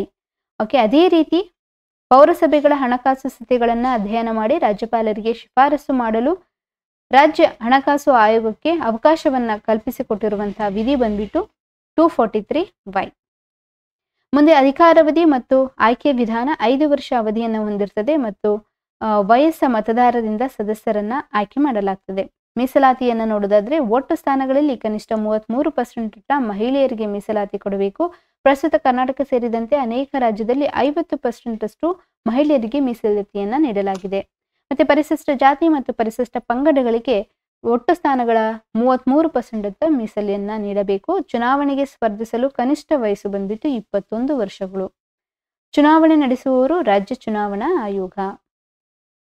ಒಂದು 73ನೇ ಸಂವಿಧಾನಾತ್ಮಕ ತಿದ್ದುಪಡಿಯ ಮುಖ್ಯಾಂಶಗಳನ್ನು ನೋಡೋದಾದ್ರೆ 28 ರಾಜ್ಯಗಳಲ್ಲಿ 22 ರಾಜ್ಯಗಳು 3 ಹಂತದ ಪಂಚಾಯತ್ನನ್ನ, 3 ರಾಜ್ಯಗಳು 2 ಹಂತದ ಪಂಚಾಯತ್ಗಳನ್ನ ಮತ್ತು 3 ರಾಜ್ಯಗಳು ಯಾವುದೇ ಪಂಚಾಯಿತಿ ವ್ಯವಸ್ಥೆಯನ್ನ ಹೊಂದಿಲ್ಲ. 3 ಹಂತದ ಪಂಚಾಯಿತಿ ಹೊಂದಿರುವ ರಾಜ್ಯಗಳು ಒಟ್ಟು 22. 2 ಹಂತದ ಪಂಚಾಯತ್ಗಳನ್ನ 3 ರಾಜ್ಯಗಳು ಹೊಂದಿರ್ತದೆ. ಸೊ ಸಂವಿಧಾನದ 73ನೇ ತಿದ್ದುಪಡಿ 243 ಕ್ಲಾಸ್ ಬಿ ವಿಧಿ ಅನ್ವಯ ಪಂಚಾಯಿತಿ ರಚನೆಯಲ್ಲಿ 20 ಲಕ್ಷಕ್ಕಿಂತ ಜನಸಂಖ್ಯೆ ಕಡಿಮೆ ಇರುವ ರಾಜ್ಯಗಳಲ್ಲಿ ಮಧ್ಯಂತರ ಹಂತದ ಪಂಚಾಯತ್ ರಚಿಸದೆ ಇರಲು ಅವಕಾಶ ಕಲ್ಪಿಸಿದೆ. ಈ ಹಿನ್ನೆಲೆಯಲ್ಲಿ 3 ರಾಜ್ಯಗಳು 2 ಹಂತದ ಪಂಚಾಯತ್ ವ್ಯವಸ್ಥೆಯನ್ನ ಜಾರಿಯಲ್ಲಿ ಇದೆ. ಅವ್ಯಾವುವು ಅಂತಂದ್ರೆ ಗೋವಾ, ಸಿಕ್ಕಿಂ ಮಣಿಪುರ್. ಇದರಲ್ಲಿ ಗ್ರಾಮ ಮತ್ತು ಜಿಲ್ಲಾಯತ್, ಗ್ರಾಮ ಮತ್ತು ಜಿಲ್ಲಾ, ಗ್ರಾಮ ಮತ್ತು ಜಿಲ್ಲಾ, ಮಧ್ಯಂತರ ಅಂದ್ರೆ ತಾಲೂಕು ಇಲ್ಲ. ಯಾಕಂತಂದ್ರೆ ಇಲ್ಲಿ ಜನಸಂಖ್ಯೆ ಆಧಾರದ ಮೇಲೆ ಈ 3 ಹಂತದ ಪಂಚಾಯತ್ಗಳನ್ನ ಎಸ್ಟಾಬ್ಲಿಷ್ ಮಾಡಬಹುದು. ಇನ್ ಕೇಸ್ ಜನಸಂಖ್ಯೆ 20 ಲಕ್ಷಕ್ಕಿಂತ ಕಡಿಮೆ ಇದ್ದರೆ ಮಧ್ಯಂತರ ಅಥವಾ ಈ ತಾಲೂಕು ಪಂಚಾಯಿತಿ ಎಸ್ಟಾಬ್ಲಿಷ್ ಮಾಡೋದು ಬೇಡ ಅನ್ನುವ ಅವಕಾಶವನ್ನ 73ನೇ ತಿದ್ದುಪಡಿ. ಹಾಗಾಗಿ ಸಿಕ್ಕಿಂ, ಗೋವಾ ಮತ್ತು ಮಣಿಪುರ್ ಪ್ರಸ್ತುತವಾಗಿ 2 ಹಂತದ ಪಂಚಾಯತ್ಗಳನ್ನ ಹೊಂದಿದೆ ಈ 3 ರಾಜ್ಯಗಳು. ಮುಂದೆ ಯಾವುದೇ ಹಂತದ ಪಂಚಾಯತ್ ಹೊಂದಿರದ ರಾಜ್ಯಗಳು, state doesn't have any panchayat system ಅಂತ ನೋಡೋದಾದ್ರೆ ಸಂವಿಧಾನದ 243ನೇ ಎಂ ವಿಧಿ ಅನ್ವಯ ಅನುಸೂಚಿಯ ಪ್ರದೇಶ ಮತ್ತು ಬುಡಕಟ್ಟು ಪ್ರದೇಶಗಳಾದಂಥ 3 ರಾಜ್ಯಗಳು ನಾಗಾಲ್ಯಾಂಡ್, ಮೇಘಾಲಯ, ಮಿಜೋರಾಂನಲ್ಲಿ ಯಾವುದೇ ಪಂಚಾಯತ್ ಇರುವುದಿಲ್ಲ. ಈ ಶೆಡ್ಯೂಲ್ಡ್ ಏರಿಯಾಸ್ ಮತ್ತು ಶೆಡ್ಯೂಲ್ಡ್ ಟ್ರೈಬ್ಸ್ ನಾಗಾಲ್ಯಾಂಡ್, ಮೇಘಾಲಯ ಮತ್ತು ಮಿಜೋರಾಂ. ಮುಂದೆ PESA act, that is panchayat extension to the schedule area act 1996. ಸಂವಿಧಾನದ 5ನೇ ಅನುಸೂಚಿಯಲ್ಲಿರುವ ಅನುಸೂಚಿತ ಮತ್ತು ಬುಡಕಟ್ಟು ಪ್ರದೇಶಗಳಿಗೆ 9ನೇ ಭಾಗದ ಪಂಚಾಯತ್ ಸ್ಥಾಪನೆಗೆ ಅವಕಾಶ ಇರುವುದಿಲ್ಲ. ಸೊ ಹಾಗಾಗಿ ಪೇಸಾ ಕಾಯ್ದೆ ಮೂಲಕ ವಿನಾಯಿತಿ ನೀಡಿ ಪಂಚಾಯತ್ ಸ್ಥಾಪನೆಗೆ ಅವಕಾಶ ಕಲ್ಪಿಸಲಾಗಿದೆ. ಈ ತಿದ್ದುಪಡಿಯ ಮೂಲಕ ಸಂವಿಧಾನದ 5ನೇ ಅನುಸೂಚಿಯಲ್ಲಿರುವ 10 ಬುಡಕಟ್ಟು ರಾಜ್ಯಗಳಿಗೆ ಪಂಚಾಯತ್ ಸ್ಥಾಪನೆಗೆ ಈ ಆಕ್ಟ್ ಮೂಲಕ ಅವಕಾಶವನ್ನ ಕಲ್ಪಿಸಿಕೊಡಲಾಗಿದೆ. ಮುಂದೆ ಕೇಂದ್ರಾಡಳಿತ ಪ್ರದೇಶಗಳಿಗೆ ಪಂಚಾಯಿತಿಯ ಅನ್ವಯ 73ನೇ ಸಂವಿಧಾನಕ ತಿದ್ದುಪಡಿ 243L ನಲ್ಲಿ ಕೇಂದ್ರಾಡಳಿತ ಪ್ರದೇಶಗಳಿಗೂ ಕೂಡ ಪಂಚಾಯತ್ ಸ್ಥಾಪನೆಗೆ ಅವಕಾಶ ಕಲ್ಪಿಸಲಾಗಿದೆ. ಇದರಲ್ಲಿ ದೆಹಲಿಯನ್ನ ಹೊರತುಪಡಿಸಿ, ದೆಹಲಿಯನ್ನ ಬಿಟ್ಟು ಇತರ ಕೇಂದ್ರಾಡಳಿತ ಪ್ರದೇಶಗಳು ಪಂಚಾಯತ್ ರಾಜ್ ವ್ಯವಸ್ಥೆಯನ್ನ ಹೊಂದಿದೆ.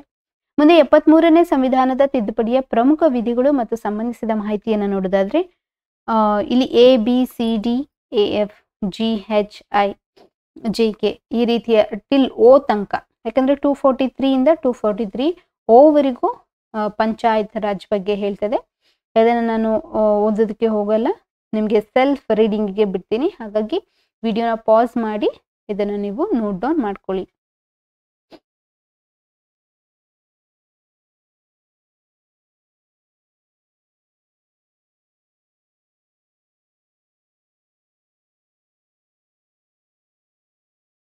ಮುಂದೆ ಸ್ವತಂತ್ರ ಭಾರತದಲ್ಲಿ ಪಂಚಾಯತ್ ರಾಜ್ ಚುನಾವಣೆಗಳಿಗೆ ಅದರ ಬೆಳವಣಿಗೆಯ ಪ್ರಮುಖ ಪ್ರಯತ್ನಗಳನ್ನ ನೋಡೋಣ. ಸೊ ಇದನ್ನ ನೆಕ್ಸ್ಟ್ ಕ್ಲಾಸಲ್ಲಿ ನೋಡೋಣ. ಸೊ ಇಲ್ಲಿಗೆ ಸ್ಟಾಪ್ ಮಾಡೋಣ ಕ್ಲಾಸ್ನ. ಸೊ ಮುಂದಿನ ಕ್ಲಾಸಸ್ಗಳಲ್ಲಿ ಮತ್ತೆ ಭೇಟಿಯಾಗೋಣ. ಅಲ್ಲಿವರೆಗೂ ಸ್ಟಡಿ ವೆಲ್, ಬಾಯ್, ಟೇಕ್ ಕೇರ್.